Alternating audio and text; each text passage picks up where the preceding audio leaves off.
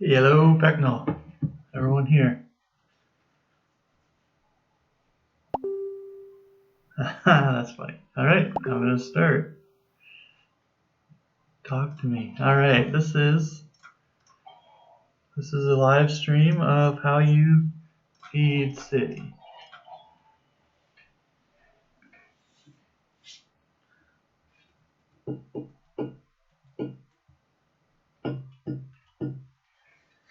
Oh, I guess I can't tap either.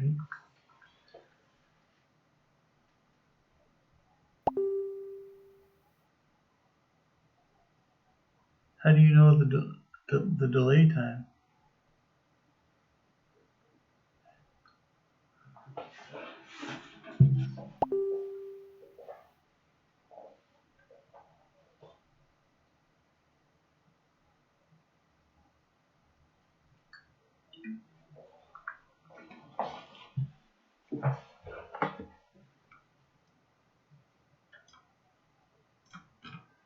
What time is it on your screen? Let's see. Let's see. Okay. Let's go back here. I'm at 59. 1 minute. 101. 102. Oh, that's gonna sync up. So let me.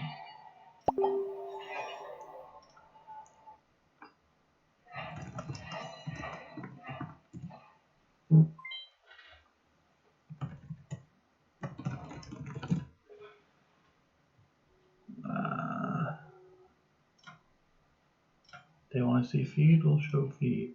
All right.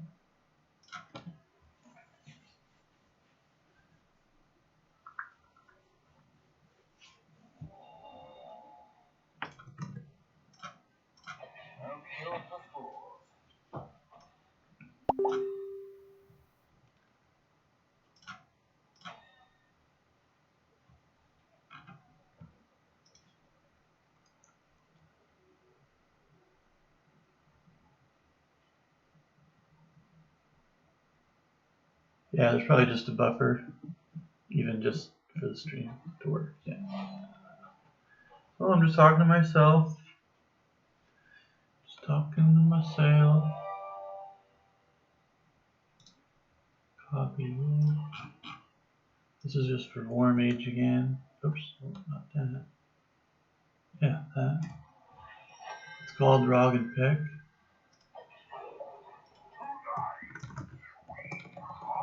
That Warm Age.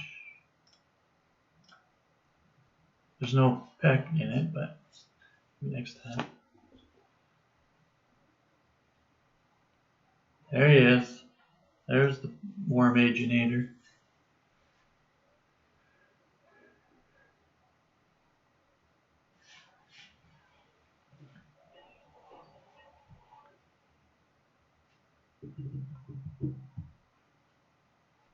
Pretty kitty. I'm a pretty kitty. Also, yeah, never mind. We'll talk when we get in game here. Show you guys how to play here.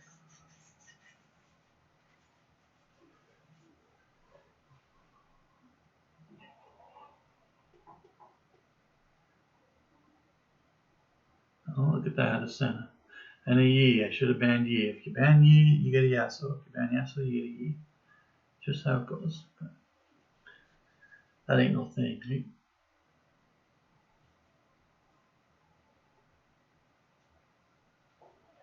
I guess I could put a webcam on. Oh, that's just more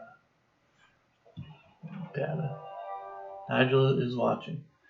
Hello, Nigel.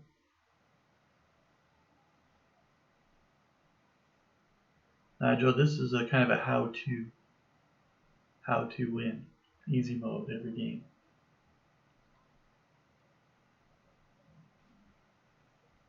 Alright, so just watch this, click repeat, and should have no problems winning 100 games out of 100 here. So.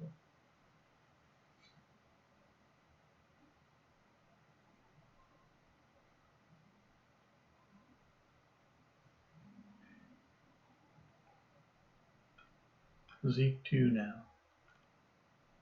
Alright, so we have an Ornn with no mastery, so 200 levels, so he's played the game before. We have a... Why isn't things working? Well, oof. a... So he's going to carry the game. I just ban Yi, and that's all there is to it. Right? Yi is most played, even more than me. Level 314. So, I should just Alt F4, but this is for learning. Right? Ignite Orin, that's strange.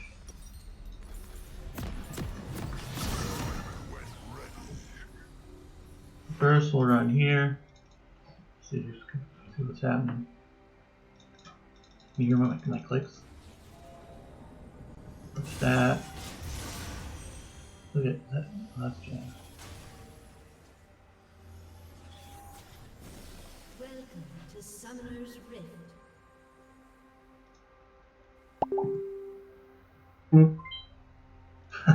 I just got your Alt F4 right now, so yeah, that E's gonna kill us all.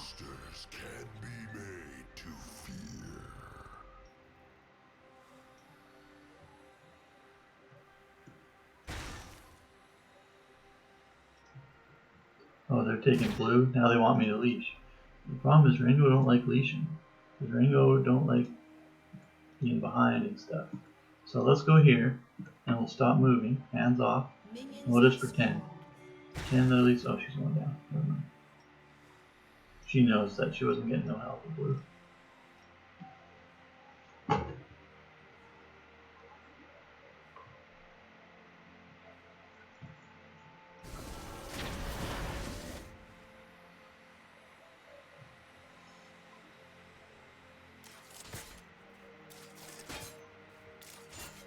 Now he's probably be a blue guy, so he's gonna probably come red and then kill me, almost like clockwork.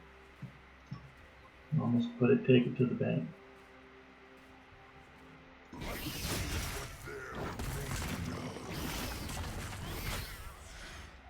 Missed him.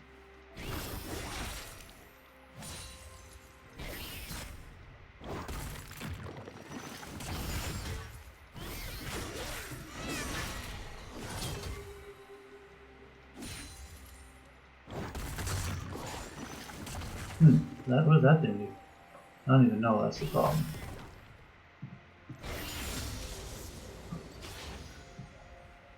Ah!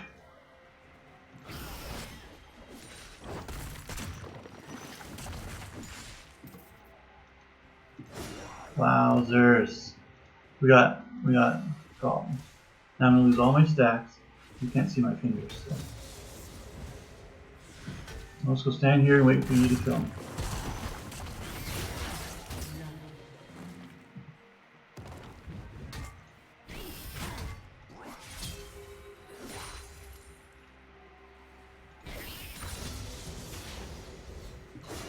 Are you serious? Right, this is unbelievable. This is the worst ever. This is just too much. You better die.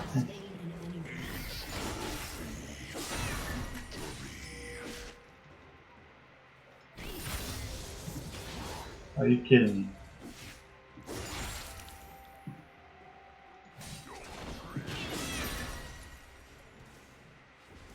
Now he does have Ignite, so he has to lose all this.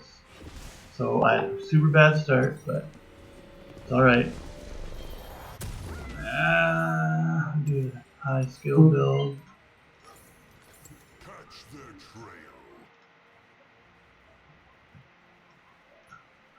I wonder if my stream is 20 seconds behind, so you actually can give me like not ghosting per se, but you could look at the bottom of the map and be like, hey, we saw you 17 seconds ago, right? That's OP, I think, right?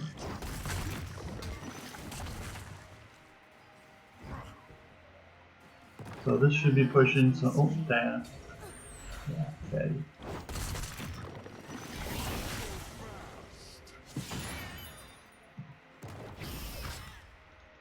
I can't remember how hard things hit it.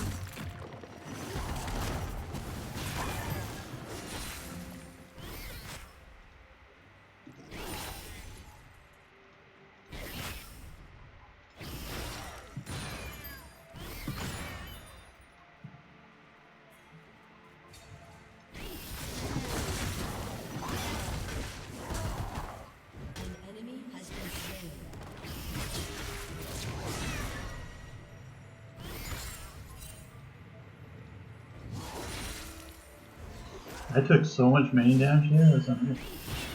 Are you serious? But he's on mana now. Oh boy, he's coming. Guaranteed. Yeah, guaranteed. Maybe not.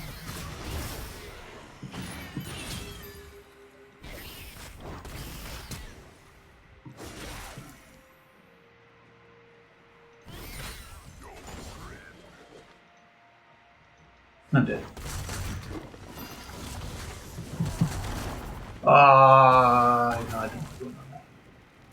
I do not want to be here right now. I have Ignite in 20 seconds. He's low.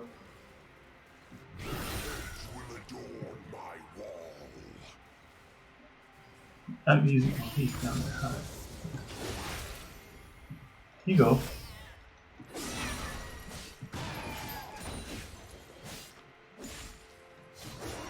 Are you serious? He didn't leave.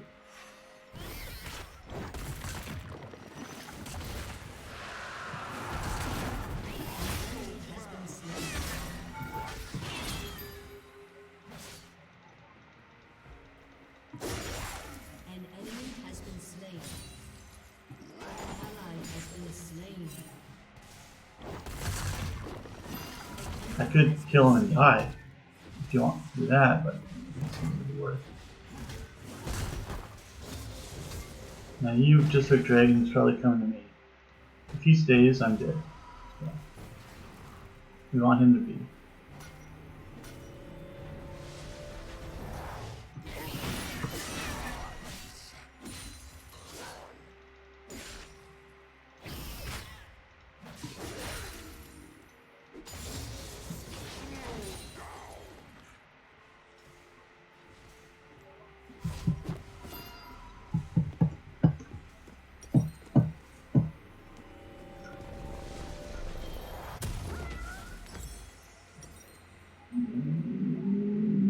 We don't care about this.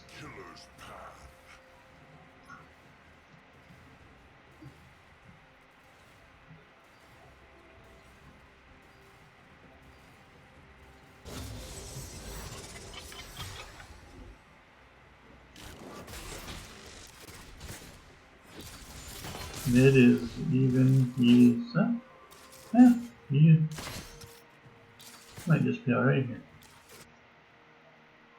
There is the hunter and the hunted.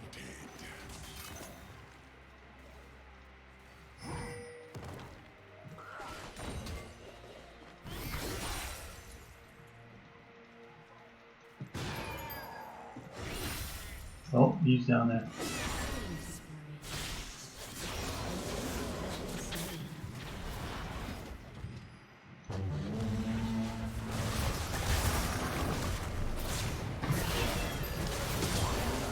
Should I heal it? Ah.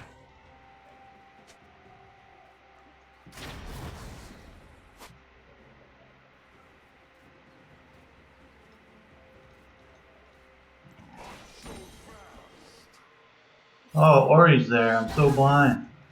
She might have came after though.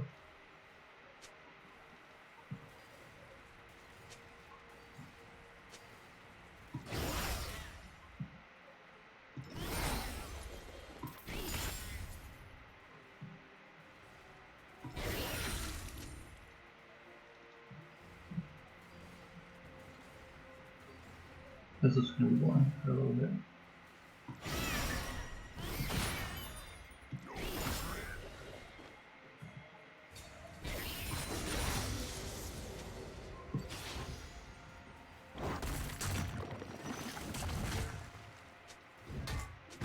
Oh.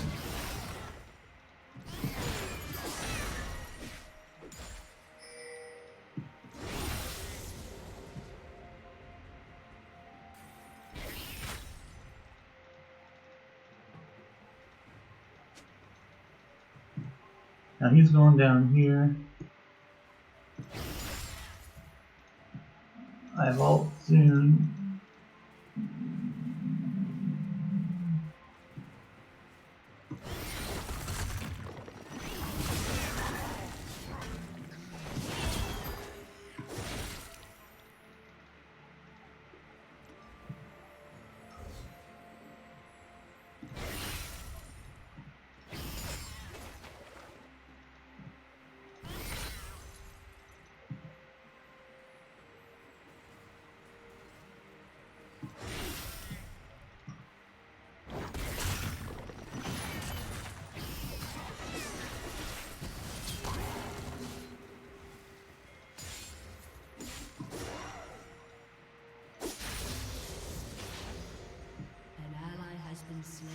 He's dead.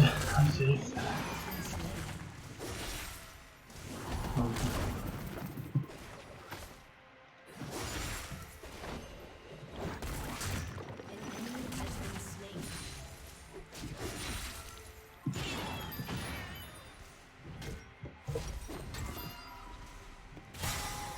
so, should roam here in a few minutes, but I'm getting relatively strong.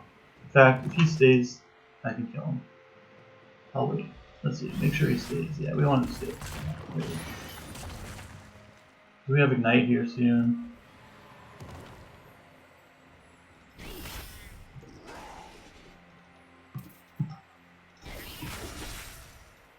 We need to shove this in.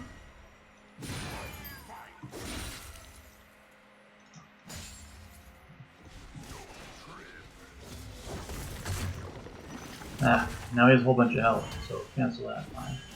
We'll just let it. He's bottom. I can.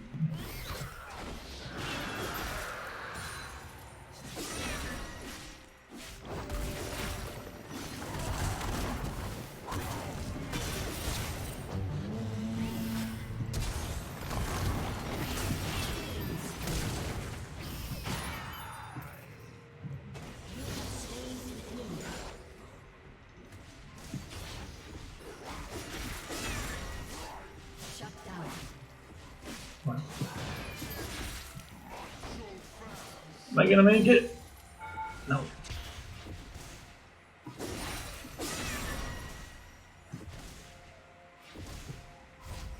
So I should play with my team, but they don't need me. An ally has been slain. Double kill. Shut down. The scent of I'll just park here for another 8 minutes.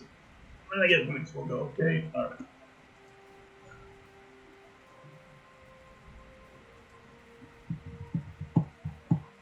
He's not. Oh wow, 8. Okay, never mind. I missed a ton of CS as well, and I'm still most CS. So CS is something. Rango also is bad from behind, so without money is only bad. the strongest.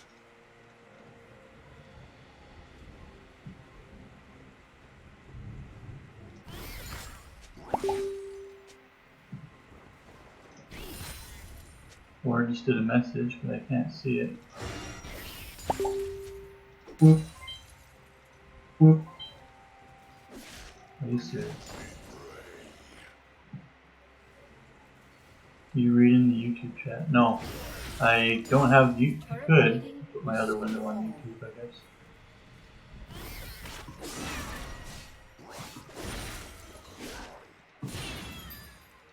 An enemy has been slain. Oh, you just killed the Rift.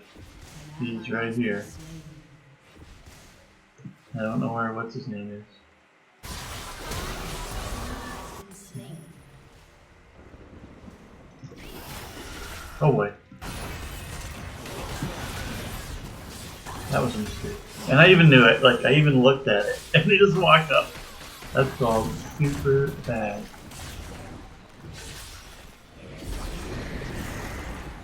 YouTube chat. Where do I turn on YouTube chat? Oh hey. Okay. I can see. Oh, I guess I can read YouTube chat as much as I can read Messenger chat. So doesn't really Your matter. turret has been destroyed.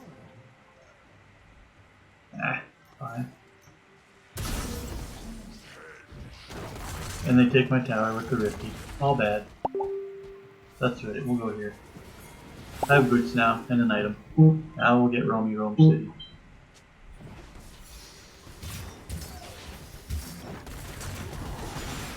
Oh, they actually came up.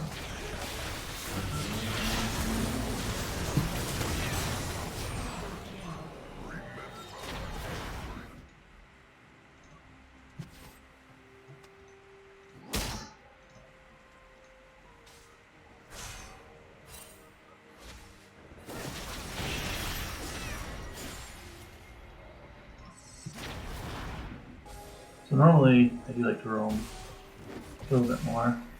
Tanks are tough, but he's behind. So these guys are all rifty here. Unless they start leaving. They don't have a turret. They're Rifty Rift. The song between us.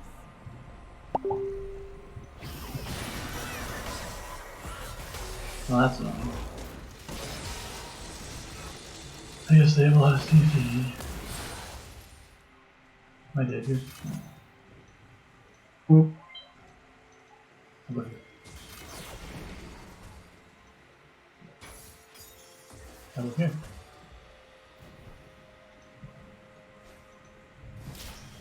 And I guess I might as well just farm, but I don't have a safe place to farm. This will go, we'll take, no. I don't know. Everyone's too good. He's right there.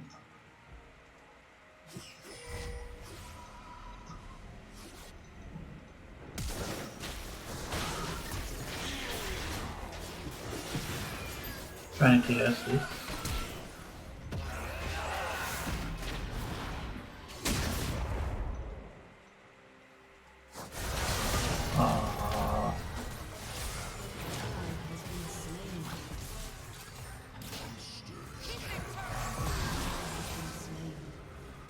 The Rainbow can't get in stuff when I'm not near pushy stuff.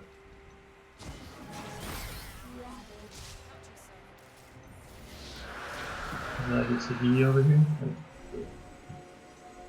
They haven't done nothing for like 2 minutes. He's top.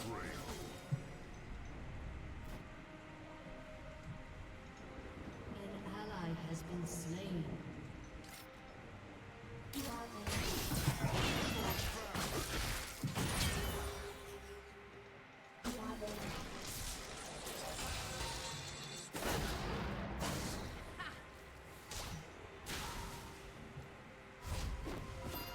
I've done nothing. I want this guy. I can't buy any of it. That was good. Good B. I don't know where to go.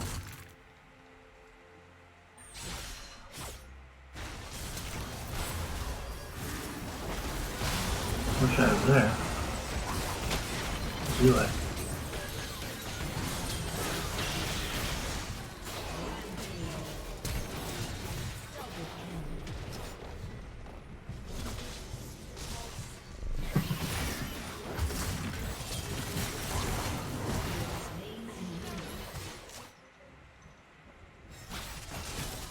Oh,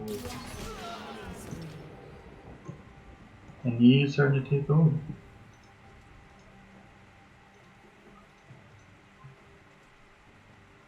Nothing, no camps.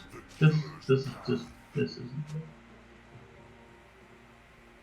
No one is typing in YouTube chat. That's gone. Everything is gone. I can't farm nowhere.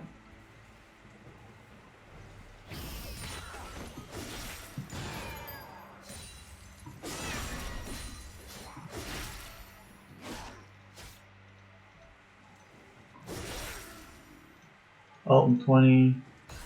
Wonder if I'm being chased right now.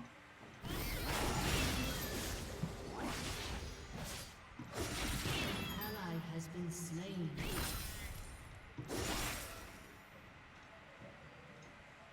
What do you think? Am I dead? Yeah, let's go. Let's go steal one. Okay, alright, let's go steal this one. They can see me. Oh, I just went away. He's top. He's top. If they go in on this, there's only 2. Oh, my leg. He's probably coming to me. That's a bad time. There is the hunter.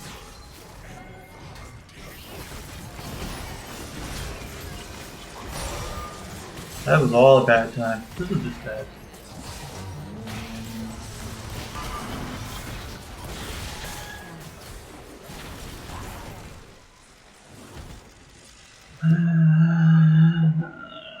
Diana's not really in the game. Diana's good, Ed is good, and the E is gonna take over. I just need to farm and I don't know what to do.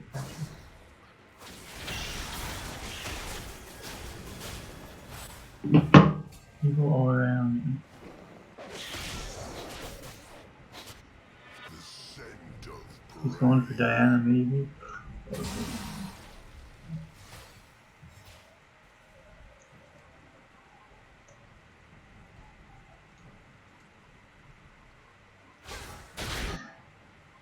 Well, I'm just gonna steal junk stuff because if it's not here, what's I can say?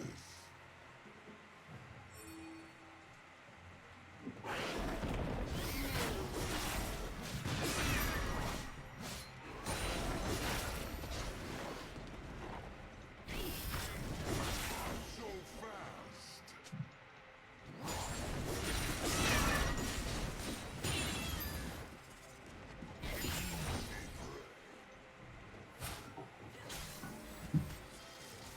Where's oh yeah. Oh, and he's here, so let's all get ready for this. Let's try and get in there.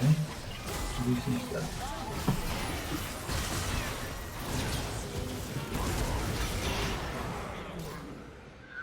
You have been slain. He's so dirt, like, and if he, unbelievable.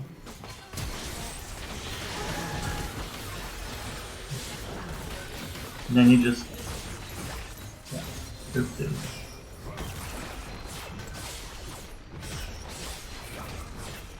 I guess I'll get that. I can't. Yeah, get that for now. They're taking dragon. That's gonna be their third. I need to almost split or something. I don't want to go bot. Nah, they're gonna dragon be.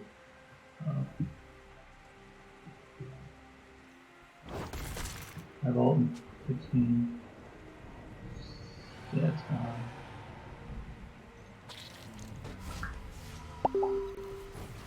Full DC, please. You know, Senna, like, the supports that stay with their ADC, like, I can't kill them. At least at this point. I think she was tricking me. I think this was Vision. I think they were tricking me. Maybe not.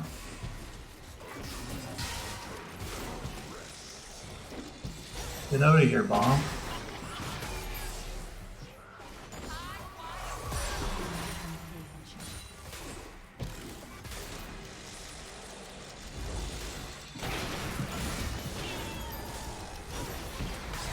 Oh boy. An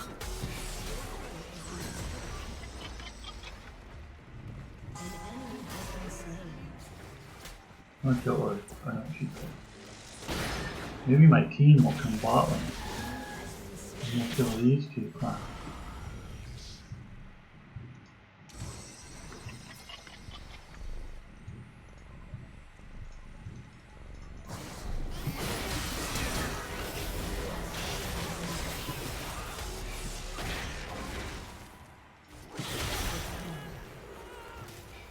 I can steal red. Destroyed a turret. That gives me AD. I need to kill Oriana to get my max one. Trophy.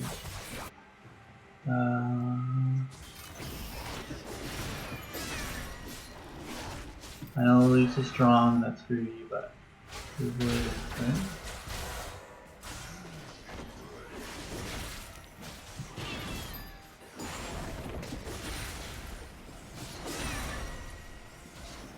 Oh, I wasn't on the bush.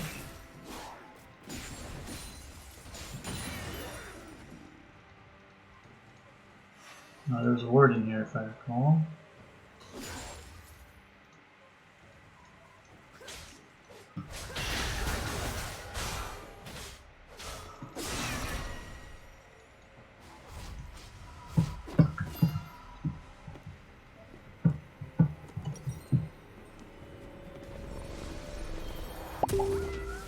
Ooh.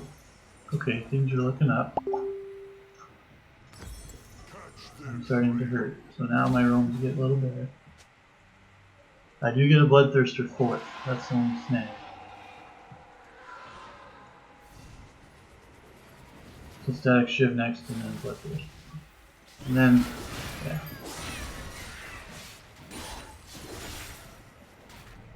Team has destroyed a turret. Nope, they just warded that.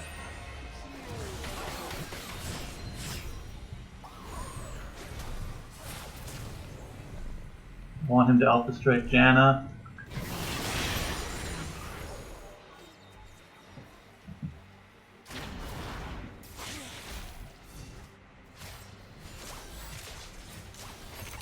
I can kill Yi Bunch, I think, at this point.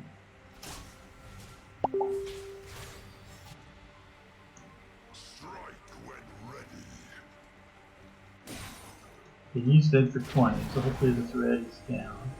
I might be toast here. I'm nervous. Just walking. Monsters can be made to fear.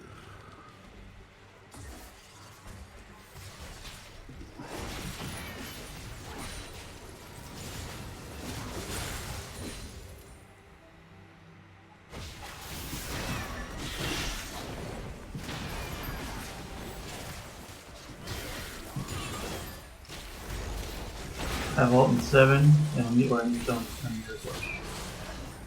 Maybe the other two will come near the bush. I have ult.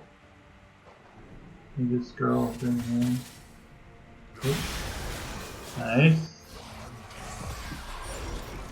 Oh, I want him to move up. Oh yeah.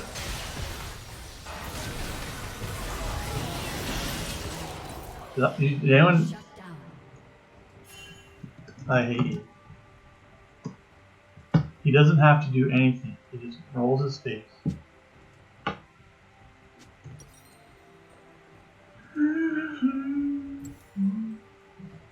Damn. I thought he was dead.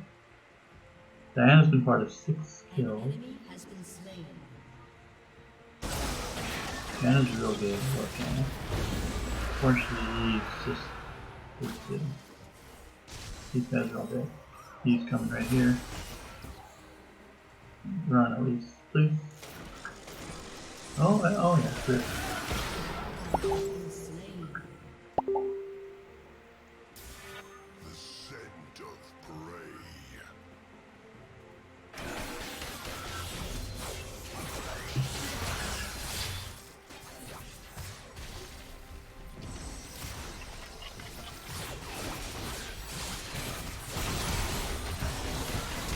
Like, it's like, man, I hate that.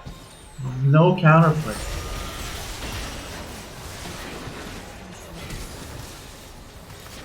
And that's why Rengar can't walk up to stuff. So, Rengar, stop it. Ult people, and then farm. Ult, farm. Don't keep it. Don't keep it. Ult farm. Ult farm. An ally has been slain. We did good there. Now we need to clear a bunch of stuff. We're gonna leave a whole pile here. Baron's gone, which we actually took all their Baron. I'll take it. That's what I'll do. Bloodthirster next. Breeds weakness.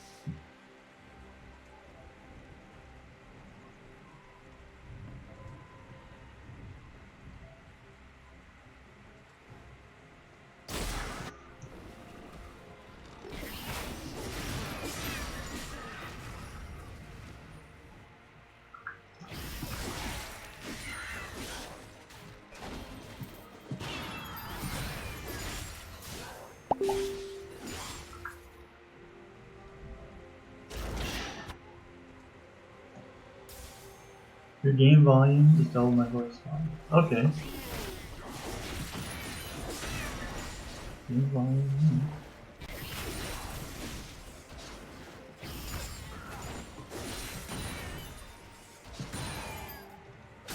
Let's go Ori. Then to Ori. She's level 16, I'm level 14. What do you think? No one around? No one's even close. What do you think? She put her shield up, let's let that go away.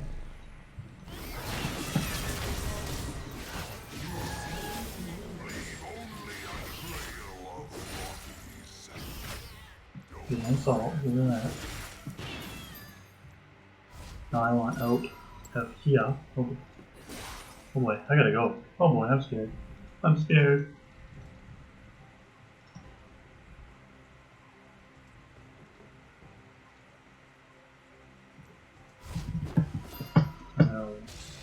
Ori's out. Alright, now we need to get a drag or something. Oh, that's a big drag. Well, they have a dragon soul. Ah. Now I want my... Ah.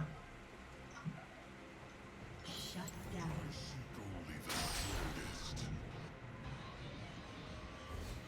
So you just ulted. Well, that's good news. So mine, when I ult in 15, his will be down.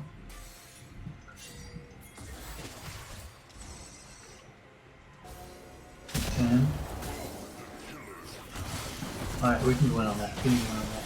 4, 3, for goal, 2, 1.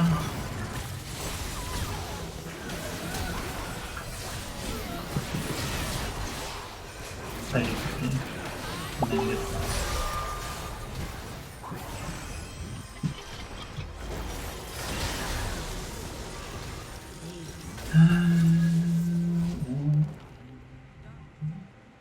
Well, now they have Baron. We just don't have a tank, and they have a tank, and they have CC, they have tank, CC. Super CC. Sort of CC. He's starting to take over.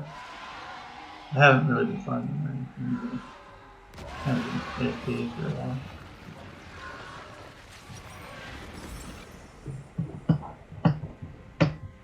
You see, or lifesteal isn't wildly amazing on Ranger because I only hit people 4 times, right? But especially because he's just third, so. And I can't like defend towers. That's why Shen is so fun. You can do stuff. Oh wow, that hit me. Cool, beam. No, that's fine. That's cool. Again, I'll check every 2 seconds. No, that's pretty fair and balanced as far as I can tell. Walk around and die. Yep. Bondi. Bondi. Has been destroyed.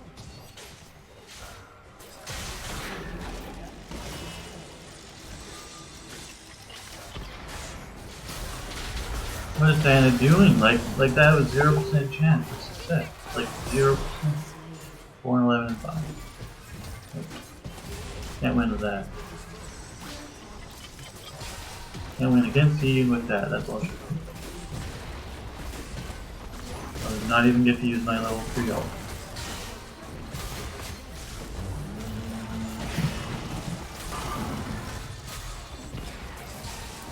Turn. Volume.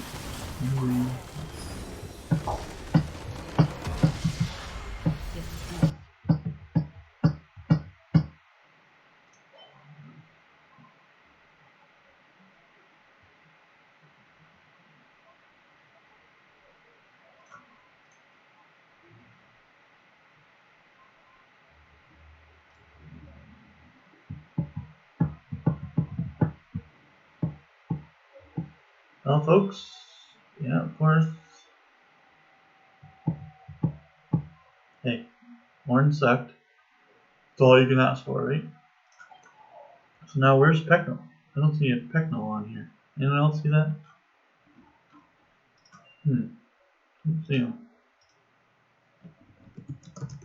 Are you here, Pecknell? No reply.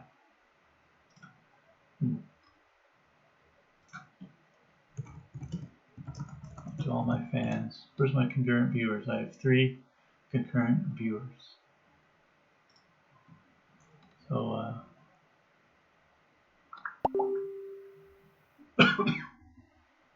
I still don't see Pecknell. He didn't type, did he? Oh.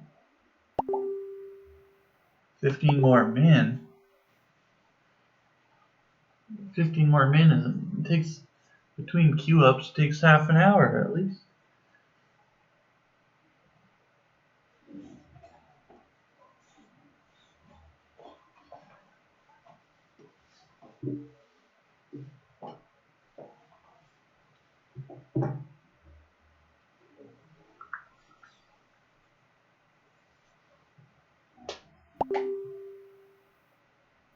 I think it's like 15 seconds. Not very far. Not very much.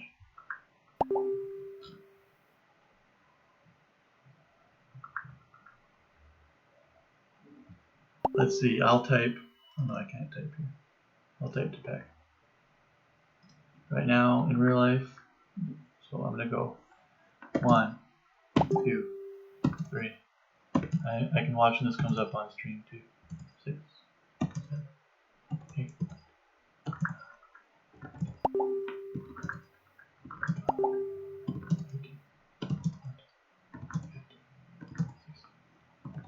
18, 19, 20, 21, 22, 23, 24.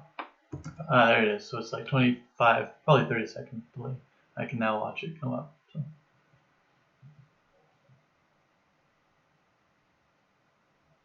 I think it's just buffering so that my video stays uninterrupted. I don't know what Google filtering means.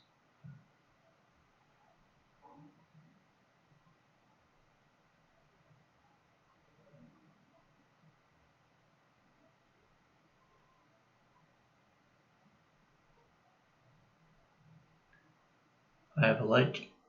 Nice. And Peck's calling. Everyone say hello, Pecknell. Hello. I was just gonna test it. You tested 25 seconds just now. Yeah. Say a word right now, and I will time it on my time. This is like a radio call-in. Pardon? This is like a radio call-in for one of my fans getting into I know. winning a. I have a free skin here for the first caller. Messenger. What are people saying? Okay. What are you gonna say right now? Say Hold on. something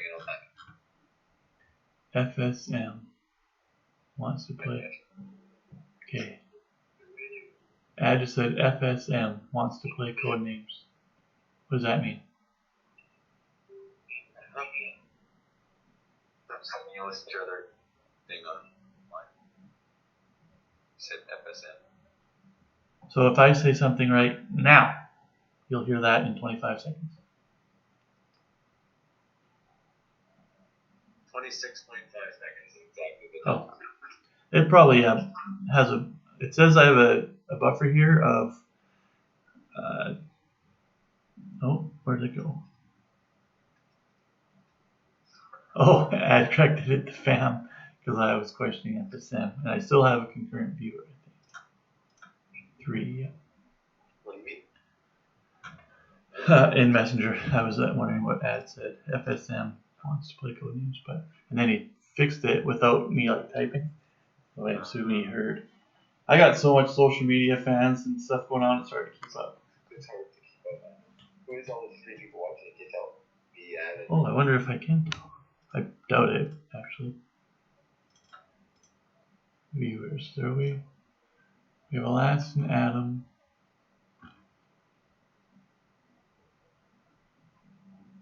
No, I don't know. I wish there, yeah, if there's like a chat. Is it you? I wonder. Oh, is it? There's a chat. Is it me? That's a good point. Participants. So now it just says you and me. Oh, and up. Well, it still says 3 viewers. Yeah, it says 3 watching.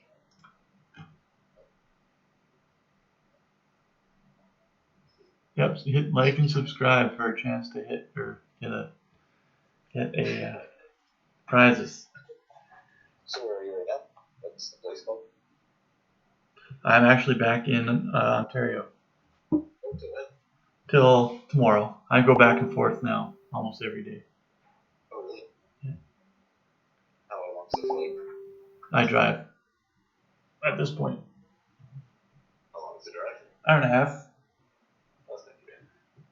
Because I'm taking over that one and the guy there is taking over mine. So I was wondering that more if I could reduce the buffer time, which would reduce my delay. But yeah, so we're gonna go 3 days a week. I like over there and 2 days a week here, or back and forth as needed. It's gonna be a painful couple weeks. Yeah, that's not bad. What's happening with the same job? Why they need you? It's the exact same as Pittsburgh. They're 56% done, and the plant wants all the supervision removed. So we are. Crazy, man. Crazy. Too crazy.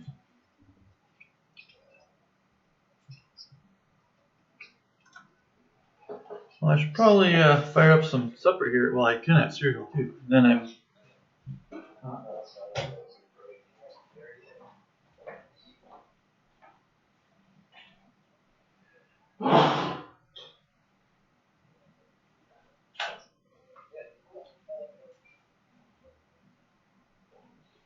Well, I was actually gonna watch actual streamers while I had supper because I'll miss some. But I only did this because I suggested it. It was sort of fun. You see this a lot. That's what I realized. What? You say, "Are you serious?" a lot. Like, "Are you serious?" Every time you say, "Are you serious?" We're all serious here. Yeah, it was my best, but it was alright. No, good. I thought you guys were gonna win. You were like 14-4 or something. Yeah, I sort of. That's how it always goes too. And then you sort of just sit back as well, try and like if you're losing and you're trying to win, you actually try to accomplish things. And if you're ahead, you're just like cruising around. And I do prefer to not like have a forfeit. So in the end, how that game went, even though we lost, is almost preferable to them just FFing at 18 minutes. So I mean, And that could have went either way too. Really, I mean, had you guys had a good team fight, that that's true. if he missed like biggest Q one time accident or something. But he is just a good champ. Well, but the reason is like I had Yasuo like 4 games ago, who just killed like unkillable, killed our whole team. He was like 27 and something. And so now I'm like I ban Yasuo all the time, and now I got a Yi. So now I'm just gonna ban Yi until the next Yasuo. But you know, No, I bet Yasuo over is one up level to beat. it feels like Yi like I don't know. It just feels like whichever game they're in, this is what happens, and it's like why did Riot make this champion? But, I don't know. Except when I'm in you and I seem to feed too much. It's the law of the Yi. If I have Yi, he's 0-15. But it's just I don't know. It's so easy. Like every time you play against you, you always Q you when you're dead. And then at the end there, his Alpha Strike's on like a 2-second cooldown. So you can't even kill him in the amount of time he can go invulnerable again. So. That's rough. But they don't play Yi at high level because I guess he's easy to counter with the team. But at low level, we're dinner. So. Yeah, exactly. And so to watch the streamers and see how they counter. So if I, well, they just don't plan. So if I watch YouTube on my Money to save you hundreds of dollars this year and thousands of dollars over your lifetime. But here's So does this go on the stream? Am I streaming a stream? You know what I mean? I think I am. Yeah. Maybe. Stream. And yeah, it's your whatever your screen sees. Now give it 20 more seconds. Yeah, I know. Right now I got Google up. You just double clicked it. Click LCS just now. That's it. I'm streaming a stream. Sweet. 4 minutes. Is it called? You go stream 2 actually. I'll watch it at the same time. Well, I'm gonna cancel my stream here shortly. But if you guys are on later, tonight is my pretty much only night. Ads not around, but yeah, I'll probably join you. Right. Oh wait, I'm one of your guys' place. Never mind. Tony's coming over. Tony? Anthony. Oh yeah. I forget his name. Shostel. Shots good. My mic is so quiet compared to your screen. Yeah, I probably just have the wrong settings for. I mean, in this, I can probably turn up my audio mixer. Oh, mic auxiliary. I do have it cranked, but desktop I can go half, I guess. Like that. How does that work? Did that just do it on the fly? I got you. Totally down, so Yeah, Waro can get. talking to you 30 seconds leads, I'll see what's rough. It's like sending messages to that Voyager that's outside our solar system now. You have to wait like 40 days for a response or something.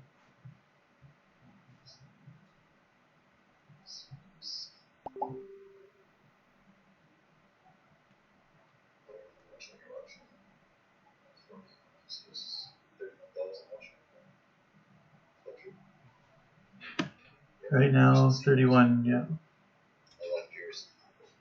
Yeah. Oh yeah. I'm gonna turn mine off. Okay. All right. Well, Paco with another defensive ward on bottom side. I believe it was actually his trinket, me looking at the trinket cooldowns that put it there.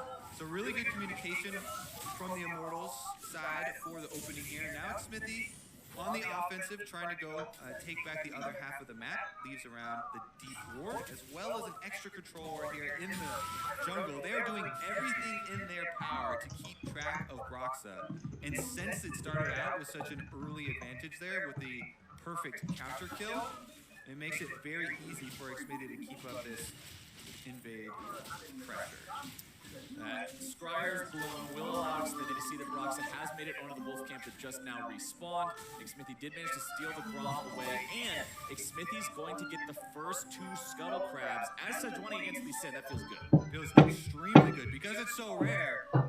And it does, again, go back all the way to the planning. Now, with the recent buff to Sejuani, the buff was attack speed. You just get free 10% bonus attack speed at level 1. The intent was to help her actually keep up with the early clears they're seeing from a lot of the other aggressive junglers. Now that he's rushed the Bami Cinder as well, off of the early assist money that he got from Brock.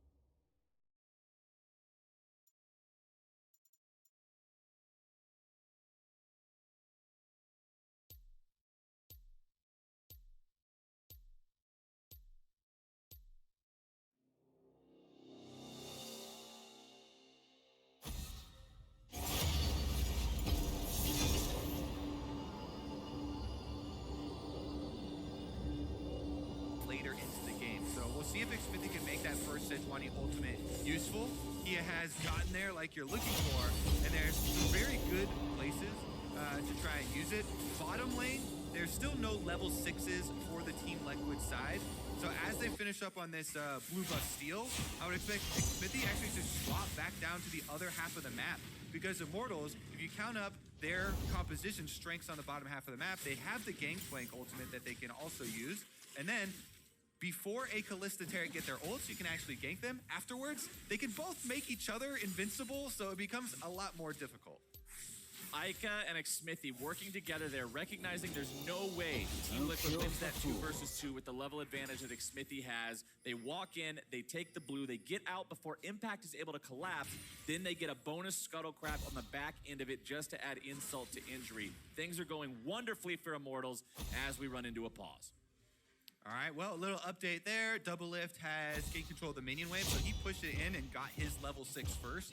And Kalista Ultimate is one of those big immunities we talked about that makes bottom lane so much more difficult to work around. Plus, since he's got the upgrade for boots for Kalista, far more important than every other AD carry because he's passive, so he's feeling very confident in the power of bottom to defend themselves right now. And we may see Xmithie go for a topside Rift play because I really do like rushing Rift Herald nowadays with the lower value on individual dragons.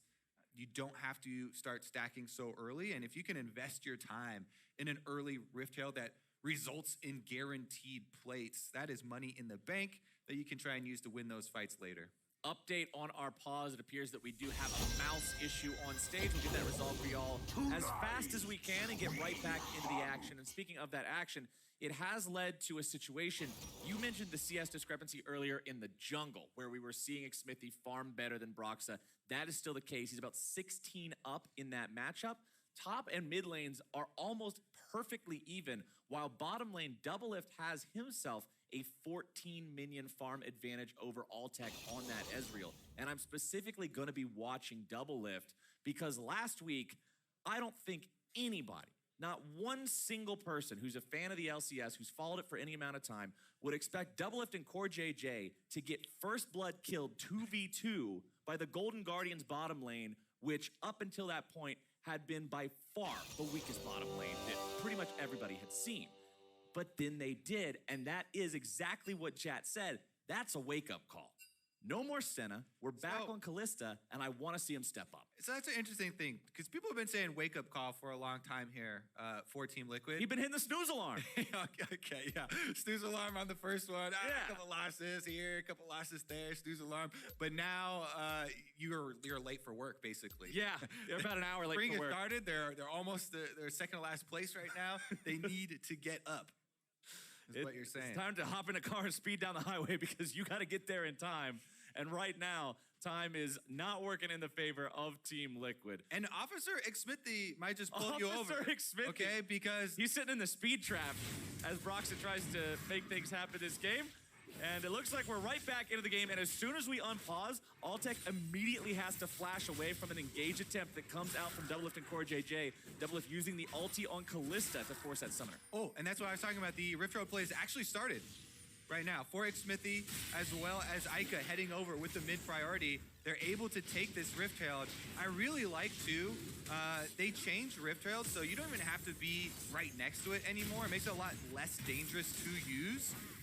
Xmithie, they're gonna knock some plates off by hand. Bottom will be exchanged for that Cloud Dragon for Team Liquid.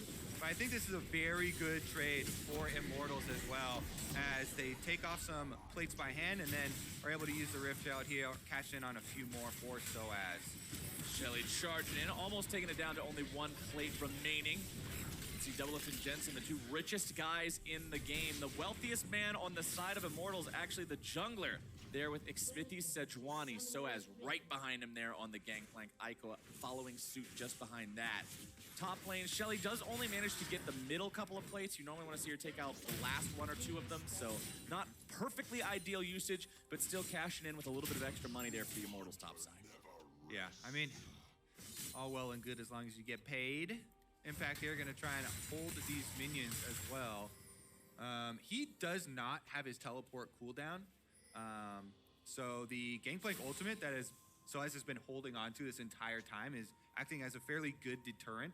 Bottom side, since they use that Kalista ultimate pretty early, they're not gonna make anything happen until that thing comes back up, because with teleports both on cooldown for a top side, the difference is gonna be that Gangplank ultimate.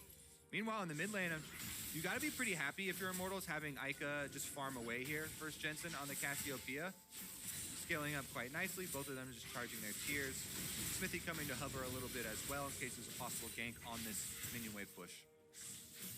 Immortals still with the only kill in the game as we just now crest the 10-minute point, about 1,000 gold ahead of their opponents on Team Liquid. Aqua takes the opportunity to walk up through the river here, help clear out some of that vision around mid lane. Alltech is safely farming up close to his own turret. He's on Ezreal, very much a lot of potential there to escape anything that might come their way, and they know that Team Liquid got back anyway, so it's not like any plays are going to be happening down there here soon. Broxah will clear out some of those control wards from his own side of the jungle. Xmithie has gone forward, but he has to flash away. That time, he was alone. He didn't have the rest of the squad with him. That was not communicated properly.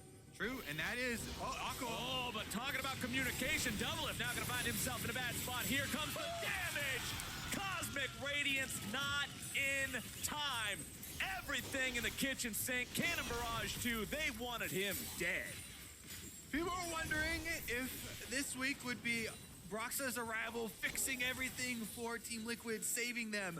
But it's turning out to be Xmithy making them regret their decision very heavily here. He does get caught on the invade, but respects the fact that the Kalista ultimate just came back up, immediately flashes away, and Hakuho once again. Hakuho has made so many of these plays for Immortal. He was the one who placed the trinket ward that saw Broxa. He is the one that slips into that side lane brush just before Double Lift hops over the wall and starts off this kill. They're able to burst him down. Look at that. That was right before. Slips into the bush. They barely burst him down before that Taric ultimate lands, by the way. You could see it almost there in time, but not quite quick enough. And Immortals get themselves some more money on the bottom side of the map as well. You can see 3 turret plates knocked off there for Alltech and Hakuho in the aftermath.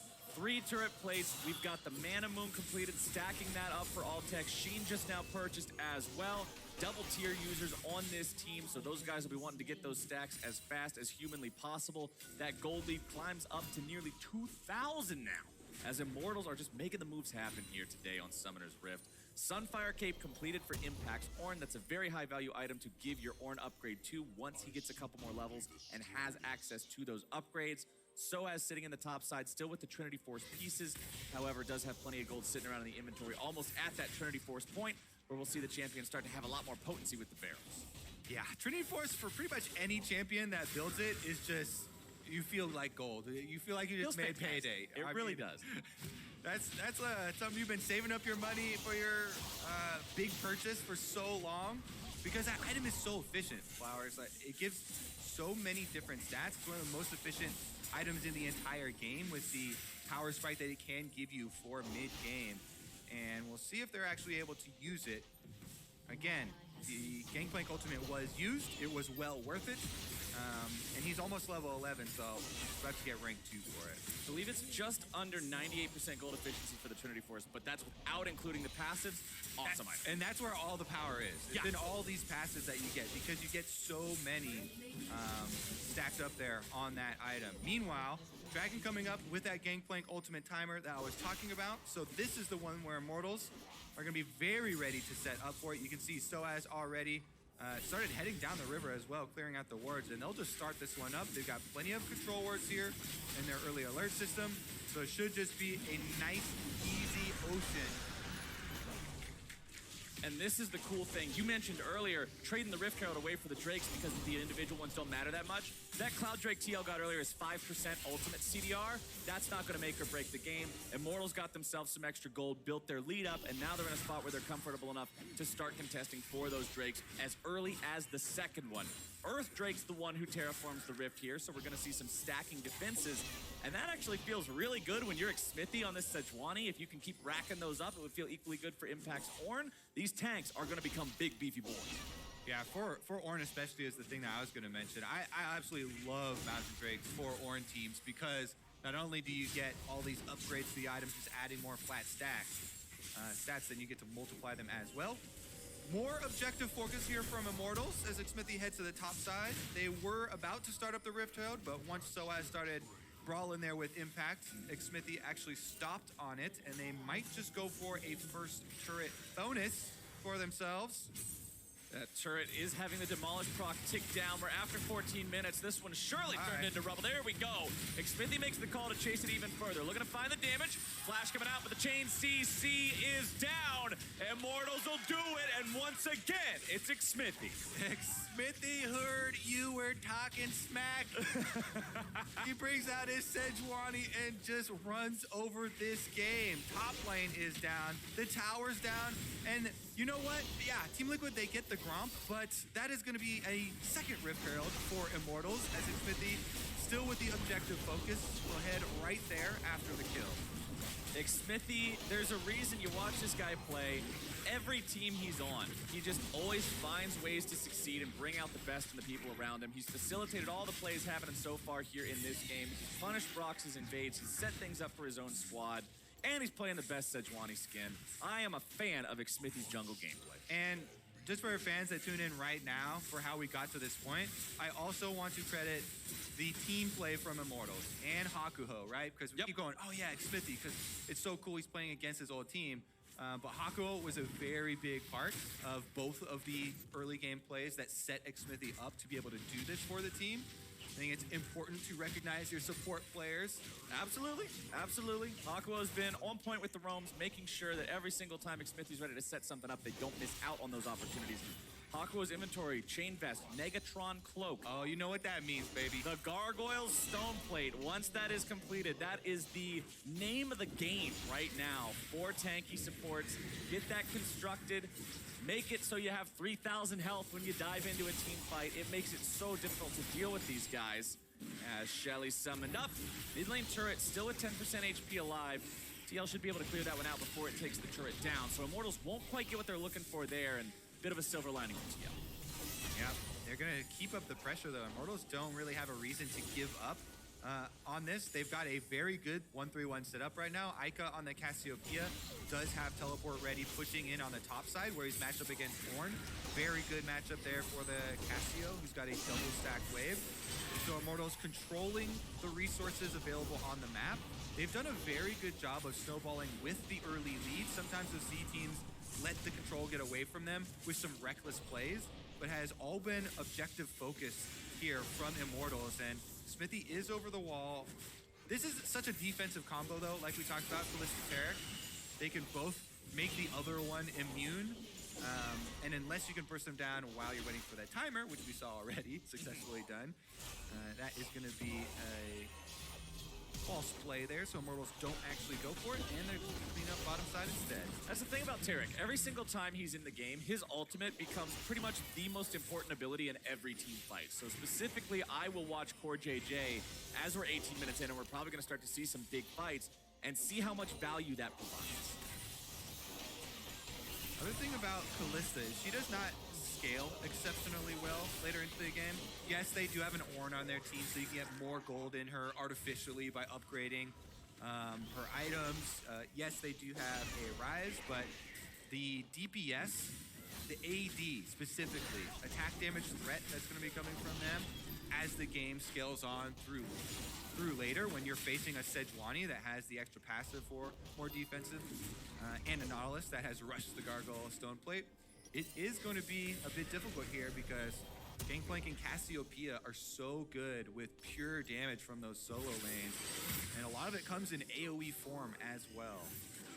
Altec shooting off the True Shot Barrage there, seeing if maybe there was some hope to be found. There is not. Core JJ gets jumped on by Xmithy, but does a good job there with the Juke Boots, sidestepping away from some follow-up DPS, and Immortals will move on to the Drake. Yeah, just keep going down the checklist, Flowers. As we said, these spawn timers desynced by 2 minutes each, from top half of the map to the bottom half of the map, so they're easily able to pick up this dragon. They are going to give up some pressure on top side, but they should be able to knock over mid-turret in exchange. When Broxah shows, they know impact was already there. That's a lot of commitment from TL to make that exchange for Dragon, and it will result in the mid-turret also falling. This will be the entire outer line of defenses opened up, and this means that, look at all these wards, you can just keep up your vision line moving ahead for Immortals. Hakuo thinking about making a flank happen here, but they are missing vision on some Team Liquid players. They don't want to risk throwing a lead away on a haphazard dive. Instead, they see that Ica's got things set up here in the bottom lane. They'll bring everybody over and push on to the next tier 2. Ornhorn's not going to find a lot. I'll give him 3 points for putting it between the uprights, but that's about it. Impact will not protect him. Yeah, I had my audio turned off.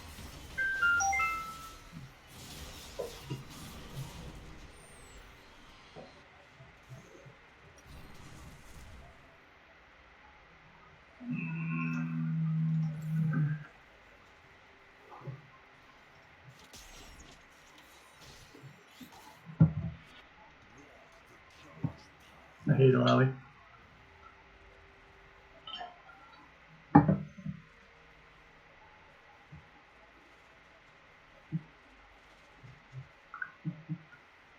Now, what's my volume levels like is the question.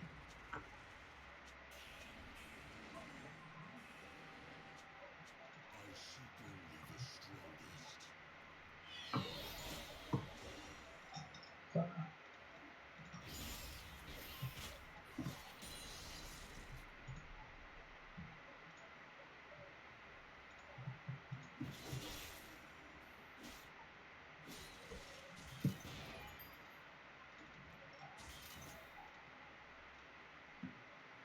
Heals 4 and 1, level 7. I could probably kill him.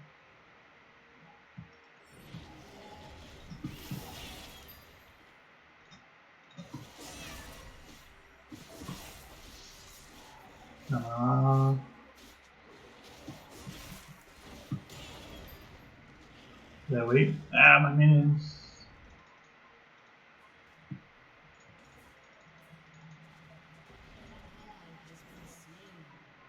Oh, Camille's down there.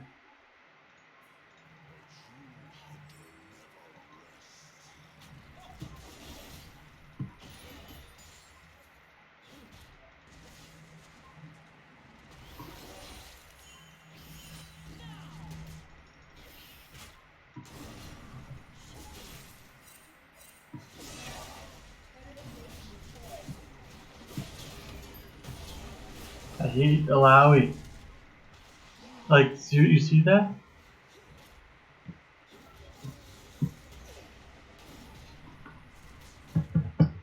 CS don't matter. I should just play derp champs. That's all there is to it.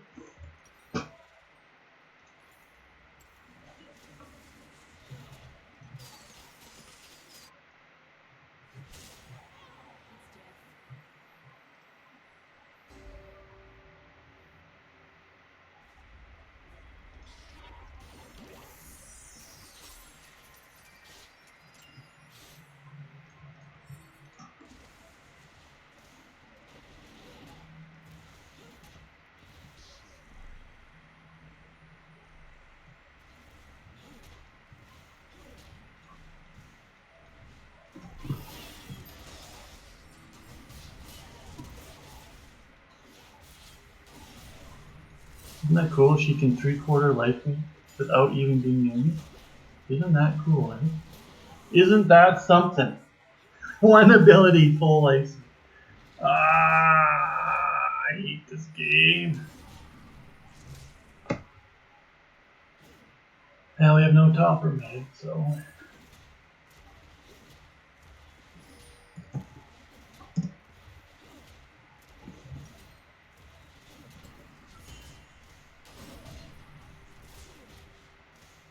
One ability kills me. Right.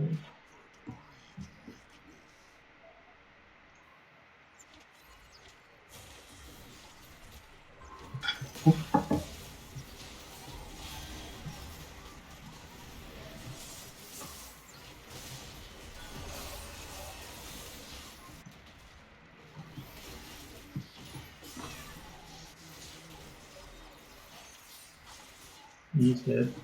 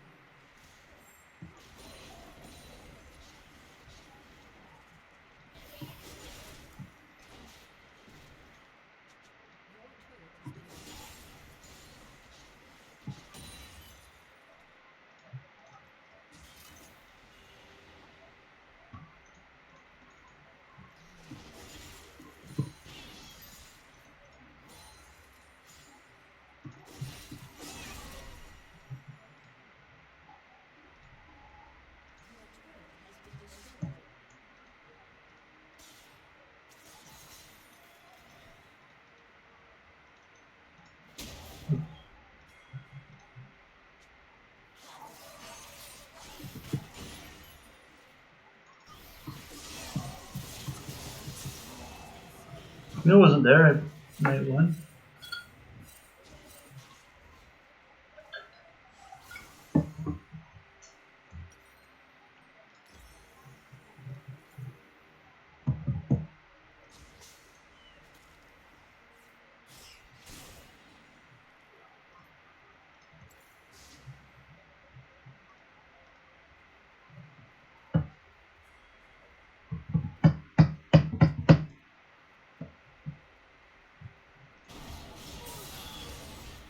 That's what he's supposed to do.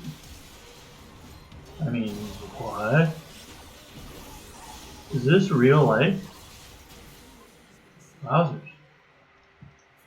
And Ash is leaving because she's smart. Maybe she's not leaving. She's not leaving.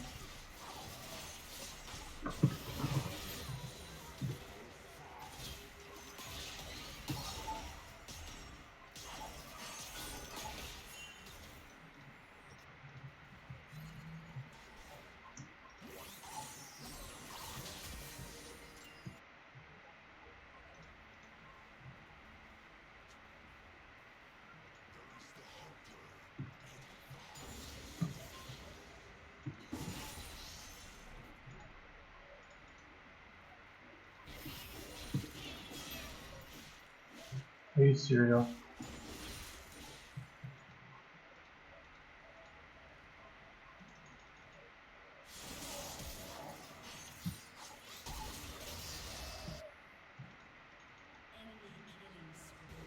Meals there. Three of them.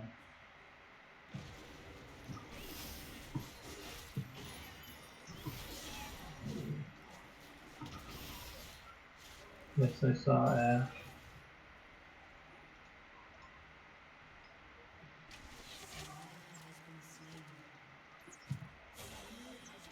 Have to wait a long time.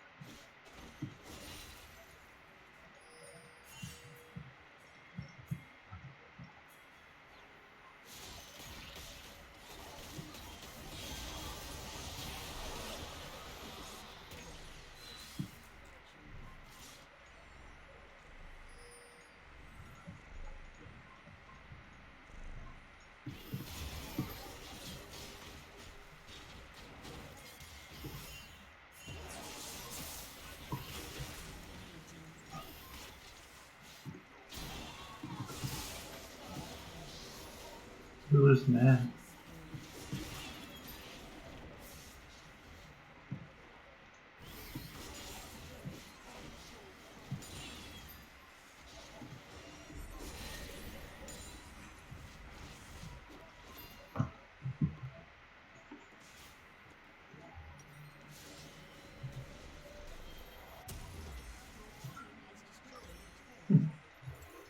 Ah. I'm not even not strong. Am I literally talking to myself? What's going on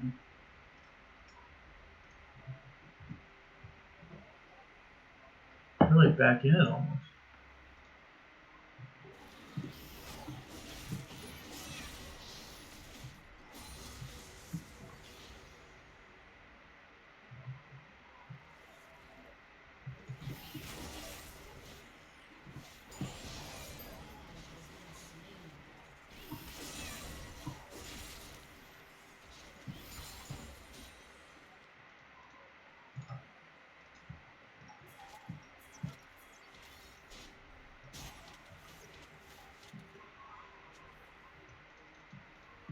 If Ash shows here, she dead.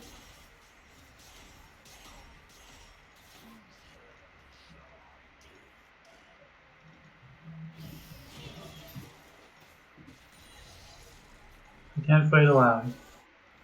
Oh, they're all down there. Those people I can fight. Those people I can fight real good. Oh, this is spill on aisle 3. Oh, there.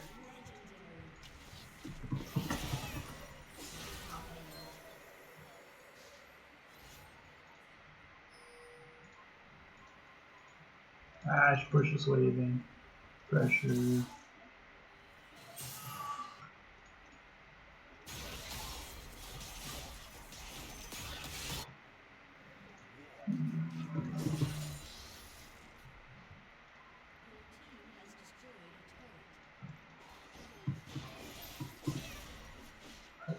But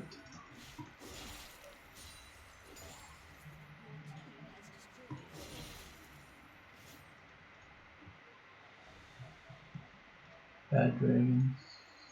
Hopefully they just don't fight. That's the idea.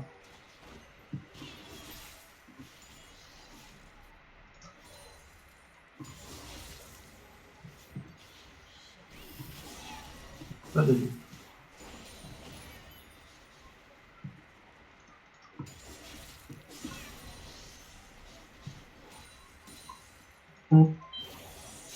Why are they doing this? 4v5.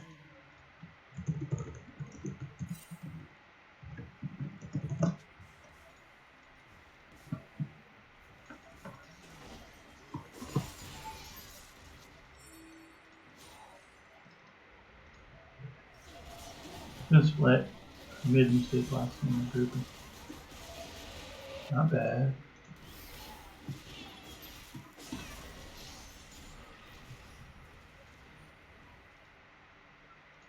Like maybe Ash will walk up, right?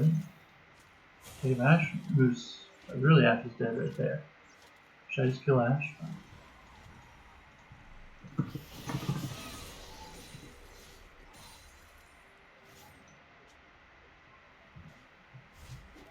Give up the monies. Oof. Oof. I think I was dead there.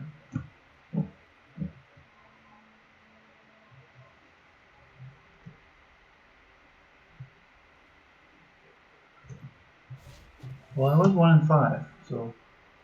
And he's fed. We have no mid, it's pretty huge. Oh, we got a shot here. Not really that, I guess. These will explode. Both show.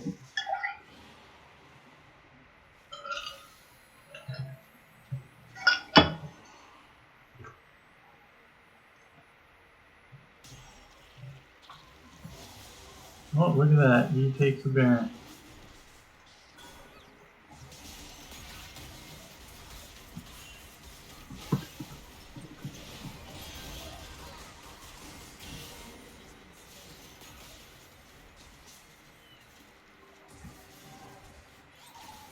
Now, yeah, if this girl stays.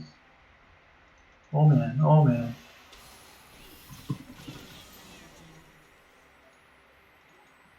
Alright, I'm gonna just apply pressure top and bottom.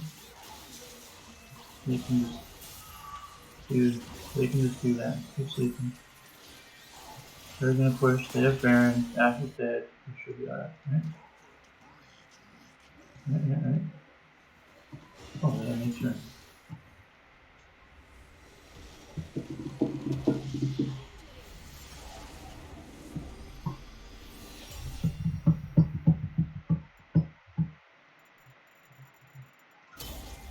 Yeah, he carried. Look at that.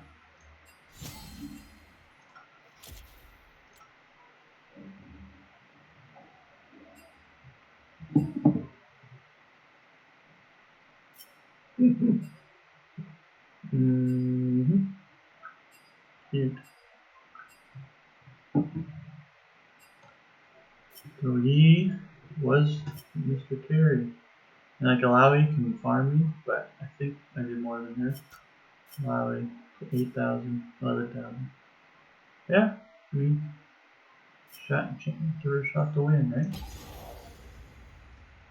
Where's my... Who won? The World State Team left out.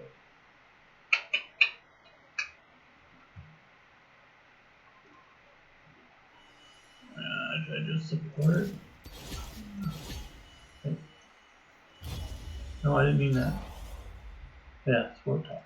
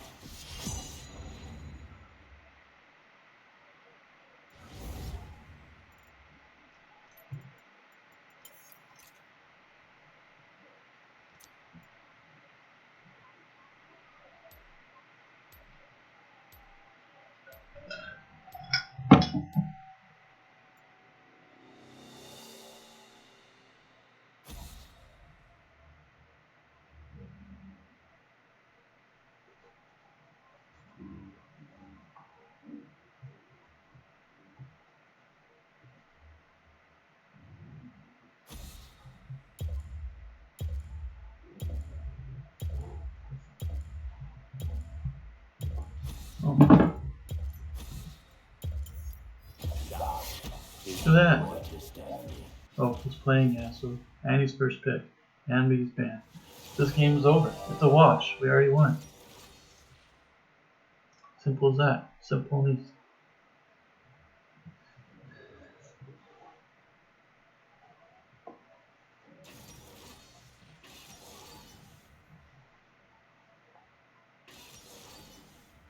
And the Chaco.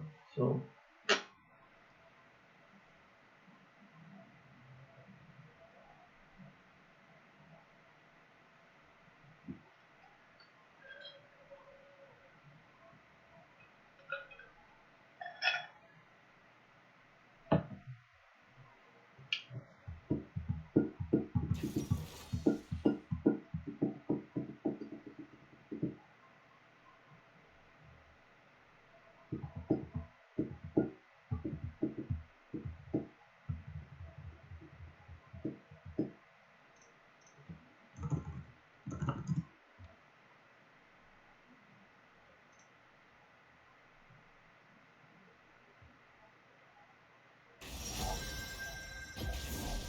A demonstration of superior judgment.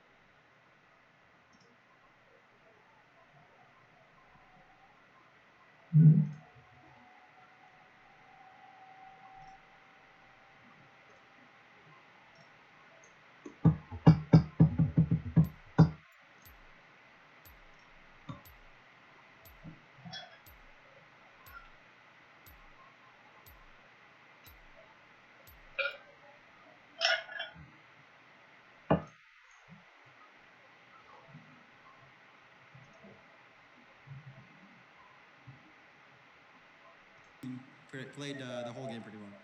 Well, Xmithie, Immortals now sits in second with the chance TSM catches up later in that, but everybody is saying that that shouldn't be the record for this squad and speculating it should be much lower. What do you have to say to these naysayers, and should you be up there? I think on paper, like, I think it's acceptable that people can see us like we're not like at the top team, but it's always never like that. Even like the last Immortals roster I've been in, like people put us like 7th place, 8th place, and I don't really mind that. And yeah, like it's up to people, and I think it's just all our hard work paying off. Well, it absolutely looks like it. A fun question for the last one. With the jungle changes coming in, I would like to know from you, one of the top junglers in the league, what 3 camps should everyone at home be starting on? Honestly, you don't even need 3 camps. You just need 1 or 2, and you just gank whoever their tilter is, and you pretty much won the game. And that's how you do it. Xmithie, thank you so much. Congratulations on the win for Immortals. And now we're going to get C9 and TSM teed up by the State Farm Analyst Desk.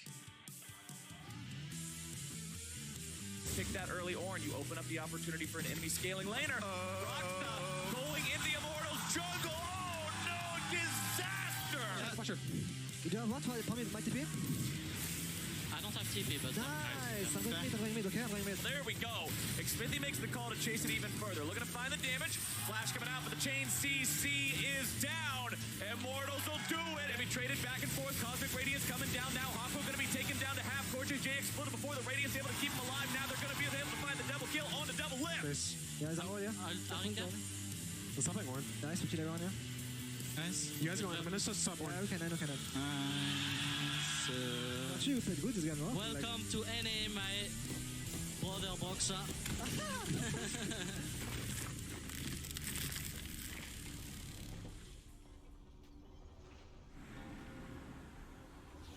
I'm Randy Diaz, mayor of Seltzer, Pennsylvania. If you love Bud Light like me, you'll love Bud Light Seltzer. It's a hard seltzer from Bud Light. It comes in 4 flavors and tastes great. Bud Light Seltzer. It's unquestionably good. If you don't love Bud Light, you'll love Bud Light Seltzer. It's not Bud Light, it's hard seltzer. It comes in 4 flavors and tastes great. Bud Light Seltzer. It's unquestionably good. Questions? Call us now.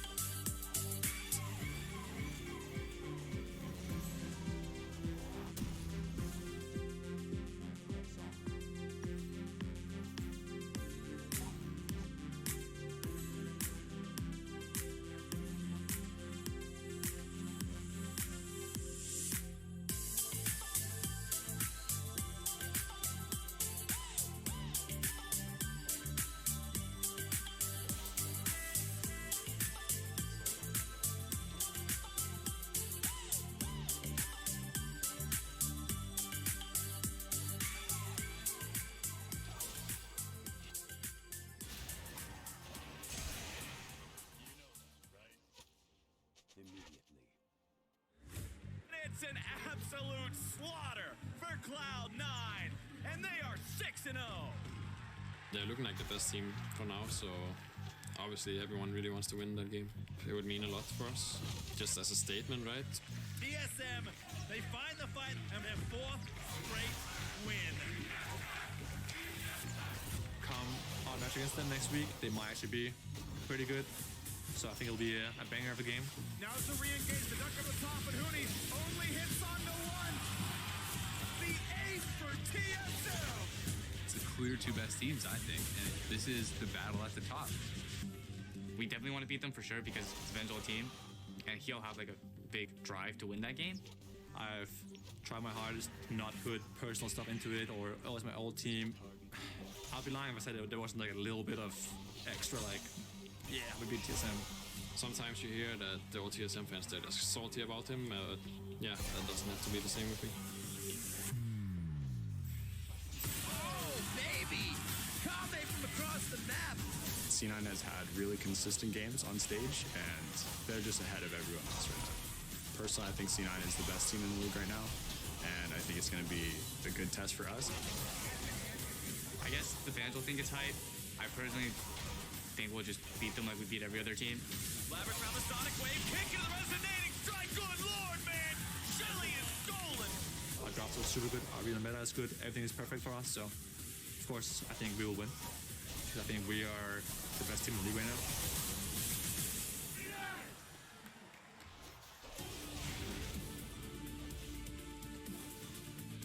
Thank you for joining us for our next matchup. It's about as old as the LCS itself, Cloud9 versus TSM. And if the top 2 teams clashing weren't hype enough, how fitting is it that Sven is going up against his former teammates in Broken Blade and Bjergsen, looking to maintain that undefeated streak? Yeah, we saw one grudge match go heavily in favor of the player on the new team. Yeah. We'll see what happens again, because Sven is dominating the league right now, and I'm sure he wants to add just one more notch. I think the unlucky part is the meta bot lane is not that deadly. I think if meta was a lot more violent down there, I think I'd be really excited to see how Sven plays against Cobblestone. There's Kallistas now. Apparently Kallista's in the meta. There's also Ezreals, who you're not going to ever kill. I know. Sven's a big Ezreal player, too, so I'm worried that we'll see that. I hope we don't, though. Yeah, but there's a couple different kinds of Ezreals. There's the more aggressive Ezreals. Hopefully we can see some of that out of him. And, I mean, he is crushing right now. He's playing with a level of confidence I haven't seen at all in North America out of him. With TSM, it always felt like they wanted to be a really good team, and everyone was kind of sacrificing to be that, whereas C9 unlocks everyone to kind of be who they're supposed to be. And so now, yeah, he's still mostly not the focus of early game action, but he's always there picking up a ton of kills and assists over the course of the game. Yeah, I mean, I think C9, weirdly enough, right, they usually have, or most teams usually have like one style, like they're playing through mid, top, blah, blah, blah. C9's actually kind of like everywhere, like who to kind of attack because they're all doing well and playing well together. There is something special about this team. 72 KDA you saw there for Sven, but he has not been the only story for Cloud9 as Avali met up with the Week 3 Player of the Week. Thanks, guys. I have this week's MasterCard Player of the Week, Cloud9 jungler, undefeated jungler, excuse me, Blabber. Blabber, as always, you have a trophy, and I know we've made you wait, but you could go ahead and open it now. Let's see. Oh my god. What a great pose. That looks exactly like Sven's. Okay, are you just copying everyone's pose? Is everyone doing the same pose now? Yeah, I think I wasn't paying attention when they told me it was for the MasterCard Player of the Week. So I did the normal pose that everyone does. You know, it's a power pose. It's a power pose because you're playing as a very powerful jungler right now. You're totally leading in the stats. Cloud9, again, undefeated. So what about your play? How have you been able to maximize your effectiveness on this team? I think it's been really easy for me to do what I want. I really like to invade the enemy jungler and play super aggressive, and I think my lanes have been winning most of the time, so they've been allowing me more freedom in what I want to do. They're always able to back me up, and then if they aren't, I think I've learned better to like play more safe and know when it's my timing to make a play. And big game today against TSM and their jungler, Dardoch. How do you think your playstyle is going to go against them, and how do you think that match is going to go?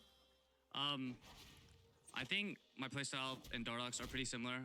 I've always respected him as a jungler, and I think it's definitely going to be a good game. I think TSM is looking like the second best team in the league right now, so I'm hoping that we can show we're the best.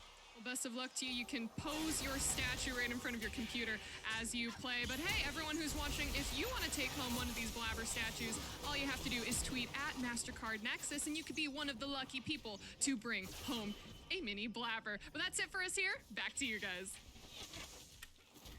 Some more affirmation there out of Blabber's mouth that they do believe TSM is the second best team in the league. Earlier today, though, Blabber, Dardoch was a point of focus for us, Mark. Yeah, and you heard him talking about how he's, respects Dardoch, and it's kind of like Blabber is the jungler that Dardoch was always supposed to be, the young mechanical player who's really aggressive and is going to take over games.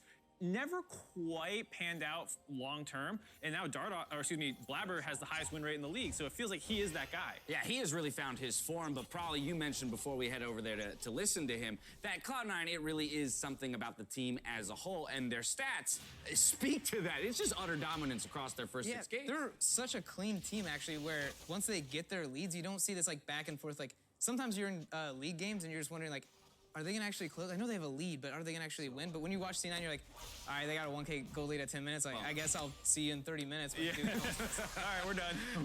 I guess we're done now. So that's again where we should turn our attention to TSM, obviously fighting what is considered to be an uphill battle here, trying to hand the first loss over to Cloud9. Flexibility in draft was something we pointed to as maybe being avenue where they could find an advantage or at least throw C9 a curveball and get them off kilter. Yeah, I think that's a really big advantage that TSM has, and I think C9 and TSM are probably the best drafting teams we have right now. And I think TSM is but I think TSM's advantage over C9 is they have taken a lot more risks in the draft where they're playing things first time on stage. And I think this is a new patch, so hopefully we'll see some of that. But the way that they're drafting is going to be especially important now that they're on red side. And I think Broken Blade getting the counter pick, which I think they'll give it to him over Bjergsen playing the Ornn mid. I think they'll give Broken Blade that counter pick, so I think it plays into like the good drafts that they have, the flexibility they have on red side is even better. So I'm kind of looking for that to be their advantage. Right, and I think the Dardoch too, he's finally feels like he's coming into his own after years of swapping through teams very, very quickly, and then a whole year in Academy. I think now that he's come back in the LCS, he finally looks like he's hitting his stride. Took a little bit to get there. Week 1 was not super impressive out of him, but I think that's why his stats don't look as impressive. Yeah. Whereas if you look at their performances last week, Dardoch was incredible. We're talking up C9 quite a lot, but I think it is important to give our nod to TSM and say that they should be entering this conflict here with quite a bit of confidence. As the teams load themselves into Champion Select and the bands hit the table, let's throw it out to Captain Flowers and Kobe to get us in the game. Thank you, gentlemen. Here we go. This is the match of the week. Cloud9 versus TSM. 6-0, the only undefeated team here in the LCS in Cloud9, going up against longtime rivals in TSM. And with TSM, seeing Immortals just get the victory right before them, they want this win to, again, stay tied for second place in the LCS. This would bring them to 5-2 to try and hit that mark. Currently, both of these teams are best early game teams in the LCS as well, so I'm expecting a draft here to look for lane dominance and to look for more of that early game. Cloud9, of course, has the highest goal difference in all these stats for early game, but TSM is right behind them. Bans are completed for the first phase. It is Syndra, Xayah, and Ornn banned out by Cloud9, so that premier top lane tank we aren't going to see. Rumble, Aphelios, and Soraka banned out by TSM. Okay, with Set locked in first for C9, TSM have said we're picking Akali.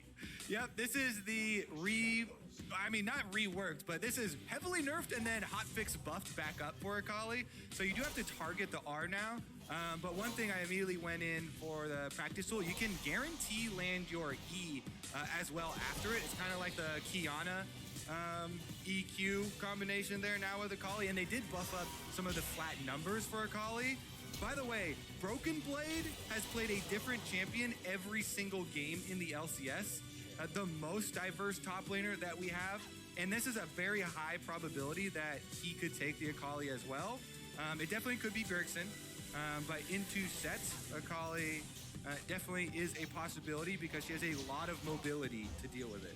Yeah, we have seen this champion banned every single game up until the nerf back got her here in this patch. So this will be our first look at it. Broken Blade, definitely the type of player that you want to see having a game on one of these big pop-off carry-type champions. That being said, The boss is not to be underestimated. We have seen Set have some good games here in the LCS so far. That could also go into the jungle, remember, it's possible, but we'll see how Cloud9 wants to shape this one up. It is what we're assuming to be top laners and bottom lanes already locked in. So the bans are going to focus on what appears to be mid lane and jungle now with Lee and Yasuo bandwidth. And funnily enough, two of the best set games that we've had in the LCS have been played by TSM from Broken Blade and from Dardoch. Let's take a look here, though. Bottom side of the map drafted pretty safely here for Cloud9 with Sven on the Varus. Still has very strong early lane plays, and Tom Kench can save him just like he can other attack damage carries that do not have dashes of their own. Varus is, again, one of those more unique carries that does bring crowd control from the bottom lane as well. TSM answering that, though, with the Nautilus for their hard engage. Let's take a look here. More junglers being banned out from TSM, trying to focus down on Cloud9 and lower the pool. I definitely expect a round 4 pick of a jungler for TSM, trying to hold their flex pick for their other solo lane further. And C9, what solo lane are they going to ban out here? They do take away the Pantheon as well on top of it. See what TSM want to go for here in the jungle, or do you save the they must have something clever waiting for that last jungle pick, or this could just be a bait. I don't know, we'll have to wait and see if they do want to lock it in. Zoe's a super popular blind pick mid laner right now, but they are going to pick up the 4-spot jungler for themselves, and it is AP. So with Akali also being majority AP damage, I'm expecting actually maybe an AD laner here for TSM to come on round 5. Ooh. And that would be one of them, so could be a steal away pick here. Kiana hovered, at least locked in for Cloud9, so we will see Blabber on that one. They're just having fun with you, audience. They're not locking in Zed. I guarantee you, man. It's not gonna happen. Kiana, though, that's much more like. Yeah, because nobody likes playing against Kiana Gragas. That is just not fair. So, yeah, it's not fair. It's such an insane death sentence because of the crowd control chain that you can get off with those two champions. And also, Cloud9 have been very good at utilizing the Kiana early on, so they get an AP jungler for themselves in Elise and pair the Elise with the Kiana. TSM, 1 pick left to go, and the name of the game is Renekton. Locked in here. So Renekton and Akali, the solo lanes for TSM. And I do like it if they keep the lanes as they are now. I already mentioned about the Akali, really good mobility, which is one of the best stats you want versus Set. And Renekton into Kiana is just a stats check. And if you can get your time in with the stats check and trade with Renekton, then Kiana will be very unhappy. But the Kiana player obviously does try and kite it a bit more, play back, throw the Qs for CS plus harassment and the like. And I think that they will leave the lane matchups how they are. Both of these junglers do have the ability to get off some powerful early ganks, as is the name of the game in the current meta. Both AD carries immobile, but as you already mentioned, the Tom Kench can keep Varus nice and safe. And another thing that got hit with Akali is, remember, she also doesn't just have quite as strong a laning phase as she used to. The Qs can't be spammed out as effectively as they were back in the day.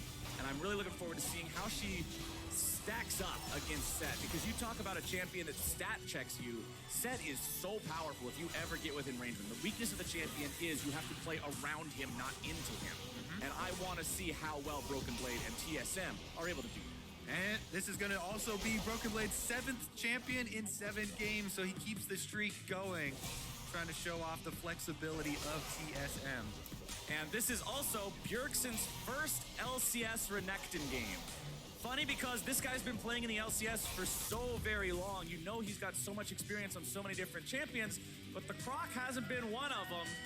That's a lot of words. Those are pretty small, but we got some fans from, one says C9, one says TSM. I know they're on opposite sides, but they're sitting right next to each other.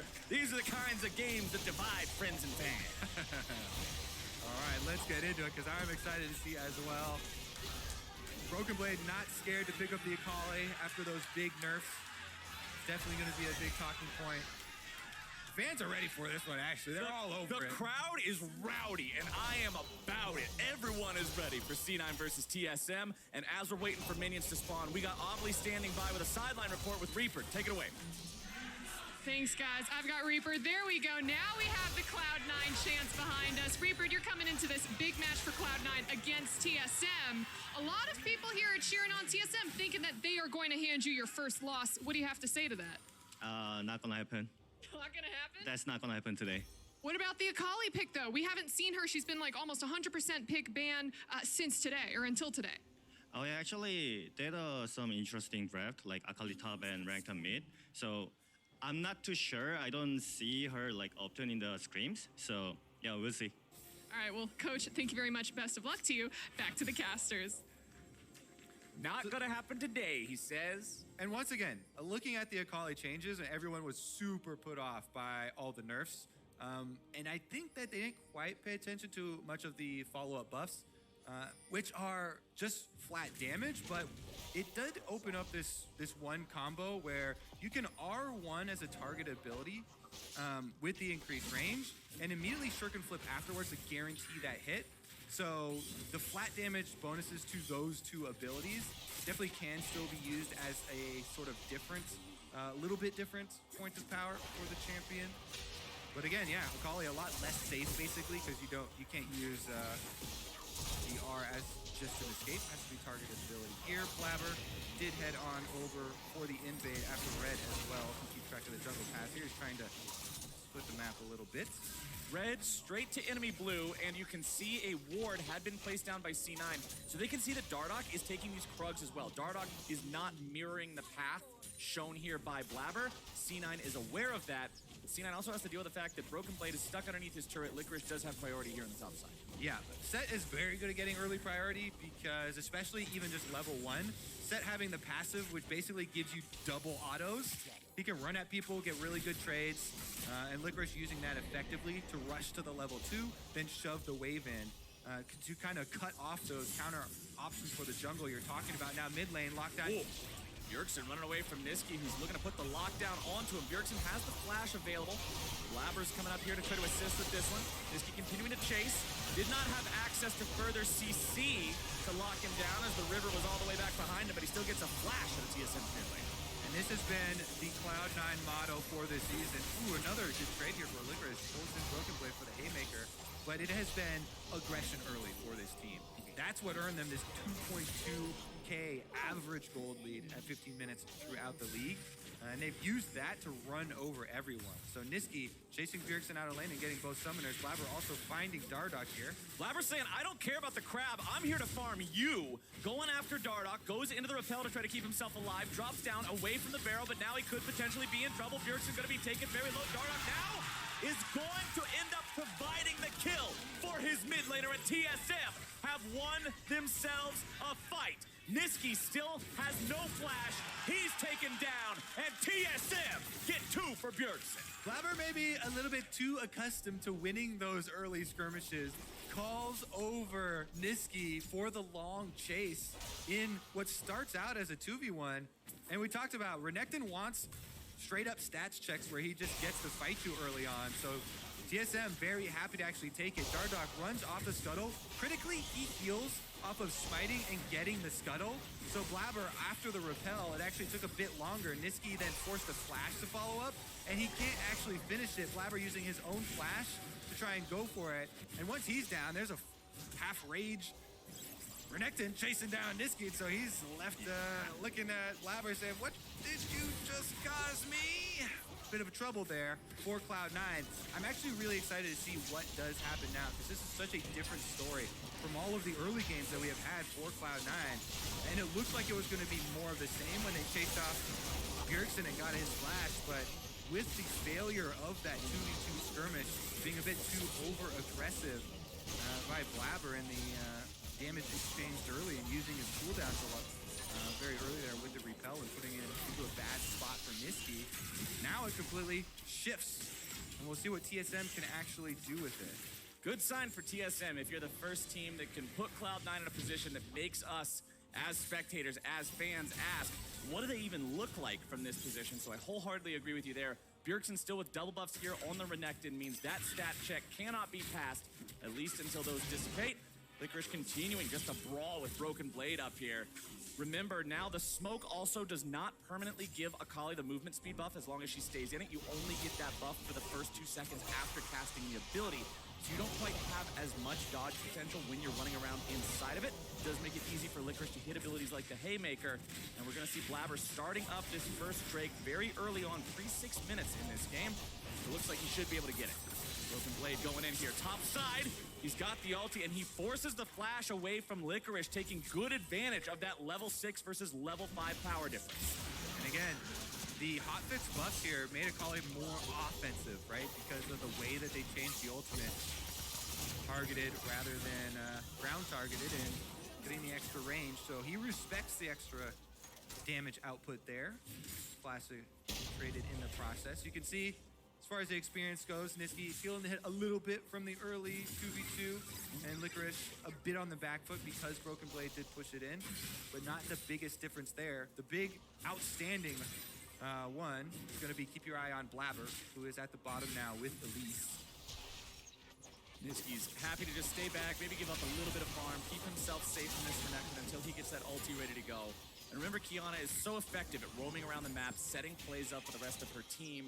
We'll see if Bjergsen can shut that down, or if Nisqy will be able to group up with the rest of Cloud9 and work together to get things running after this less than optimal early game. TSM still sitting on a 1,000 gold lead. Cloud9 with that first dragon in their pocket. See who decides to go for the next big move. It was C9 that, again, made that call for the fight that TSM won, which has been uncharacteristic. That's kind of iconic of the old Blabber. The Blabber that felt more coin flippy. Is he going to have a crazy good aggressive game, or is he going to end up running it down the jungle? These were the criticisms of him when he first started as a player. He seemed to really be growing out of that and just becoming a coin that always landed on heads so far for these first 3 weeks. But now that it finally came up tails, I really want to pay attention to him and his momentum throughout the rest of this early game. And I still take that coin. I like that coin. All right, still a fan. If that is getting that many successful early skirmishes, and this is the price that you have to pay, a little bit of a miscalculation in the early game. Still definitely possibilities for them to work with. Double buff fixed up here for Dardoch, though, and he's ready with the ultimate as well. No level 6 for Nautilus, though, so until Biofrost actually has the setup, it's going to be very difficult. That's a Tom Kench next to your Varus, so keeping Sven very safe. You know, they must protect that KDA, protect the flowers. Yup. Even though he did die one time last week. No Still more available. Now we're going in. Now it's Dardoch into the bottom side. Flash away, coming out from Vulcan, but the explosive cast goes out.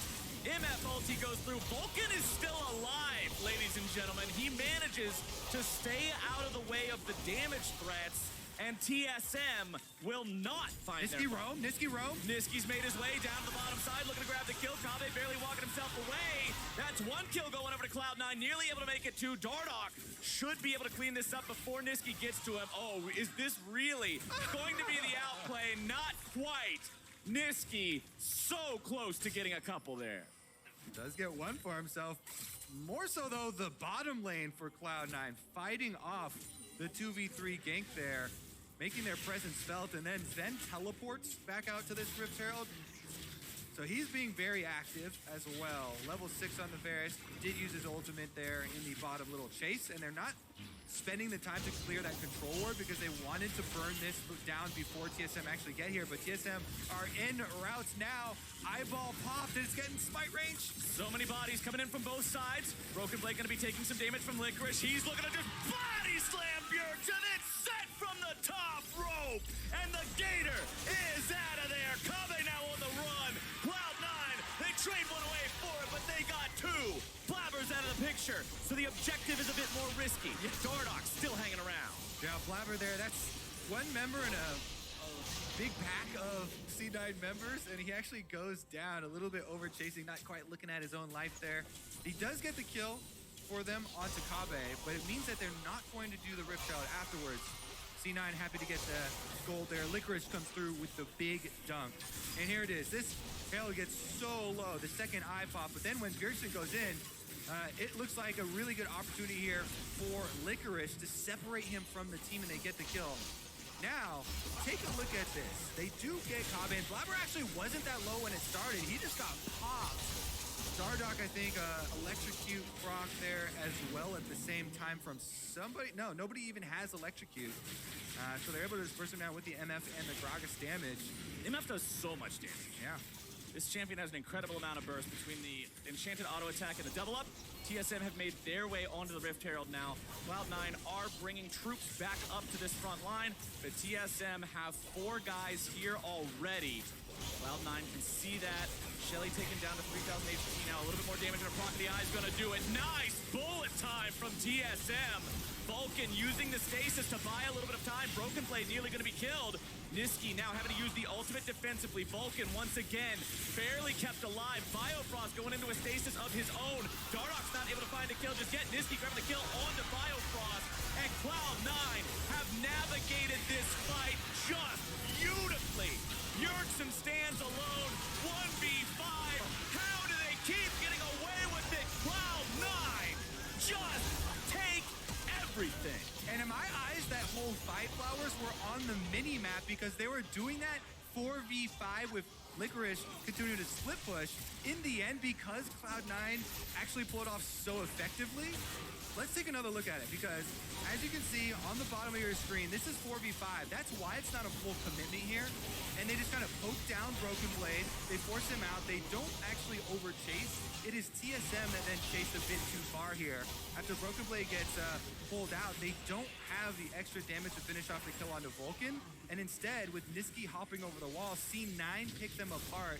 And then they decide, all right, Licorice, teleport in. We're going to clean up another one here. And since Licorice is there, he can ult them away from Blabber, so Bjergsen can't even get the counter kill onto Blabber. And they do save his life on top of it. Then we're back out onto an Infernal Dragon here on the Rift. Broken Blade does have teleport, but TSM might want a breather. We are almost averaging 1 kill a minute in this game. TSM want to slow that down. You said it.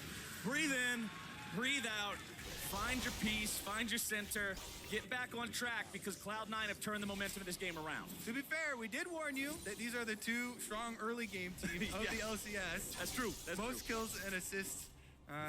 And C9 have fought their way actually back into a gold lead even after losing the early 2v2 skirmish that we talked about with Blabber. That's why I said even after that skirmish, I still want that coin. As they're able to keep on flipping. They do get 2 dragons for themselves to boot, so it's not just a static gold lead. Really big fights here for Cloud9 in the skirmishes that they've been able to earn for themselves. And I want to point out, because you said specifically in draft how with the AP in the jungle, the AP on the top side, pretty AP heavy top half of the map here for TSM, Licorice has done a good job itemizing towards that, grabbing an early Hex Drinker, makes him practically impossible to kill for TSM without bringing Bjergsen up there. So he's feeling super comfortable farming up. He's got a 31 gold lead over his opponent. Yeah, Licorice, 31 CS lead, sorry. He's a massive bait right now because not only does Set already have the Haymaker shield, which catches a lot of people off guard, with a Hex Drinker on top of it, his health pool is a lie, my friend. Because he will get shields on shields. And it's very good to combine those to get those surprise plays and bait people in. Meanwhile, the C9 bottom lane still pushing ahead. And they get the last plate with 1 second to spare. 13:59. That bottom lane turret falls. Cloud9 cash in. Almost 3,000 gold ahead of their opponents now. Sven also commanding over a 35 CS advantage compared to his opponent in Kabe, who's just barely over 100 on the Misfortune. Blade of the Ruined King and Berserker's Greaves fully completed for Sven's Varus. Across the table, we got a garage sale of Essence Reaver parts. That's not gonna do it. Sven definitely feeling good about playing his old team, and I did see an interview with him where he talked about, I try and focus on just every team one by one. Every game is similar. It's just look at the plays in front of you and try and judge accordingly, nameplates off, but you can't help but want it a little bit more against the old team. So it's got to be feeling good for him also playing really well in this match versus TSM. We'll see the Rift Herald used by them on bottom side to try and get some territory back for themselves, but C9 do collapse to defend it. I like TSM going for this. I like trying to not just concede everything to Cloud9. Make sure you're taking any advantage you can find, but C9 are quick to respond. The turret loses half his HP, but considering it's still standing, TSM won't find the success they were looking for. They fall back, decide to regroup, send bot lane home, let him shop up. There's that Essence Reaver completed onto Kabe. Very powerful item here for the MF. See if that's able to help him out in these upcoming team fights. But one problem that's been there for TSM so far, the bullet times have been placed in a spot where they haven't got all the damage they wanted. The first time in bottom lane, Vulcan was able to sidestep it. The second time in the fight around the top lane jungle, it was Dardoch throwing a cast that actually knocked Sven out of the bullet time. They need to get big value out of those ultis. That's one of the things that people like to point out for anti-synergies, I guess. Yeah. Is whenever you have Gragas, right, in one of those comps that does like to get big AoEs, it's not like a full-on instant combo breaker, but you do have to be very careful with the placements. And oftentimes, since your skirmishes are so fast, you don't really get to communicate it with your team, like, hey, I'm gonna ult now. No, you need to press that button now. Yeah. So it requires really good intuition from the teams and the players being well equipped to kind of recognize the play styles and when their teammates are going to go for different. Oh, Misty! I really don't like playing against Qiyana as a jungler, by the way. Little known fact. Anyways, really good job there by Nisqy because Dardoch going over obviously is an easy target for him, even though he has stopwatch. Qiyana, probably most well known for 100% to zeroing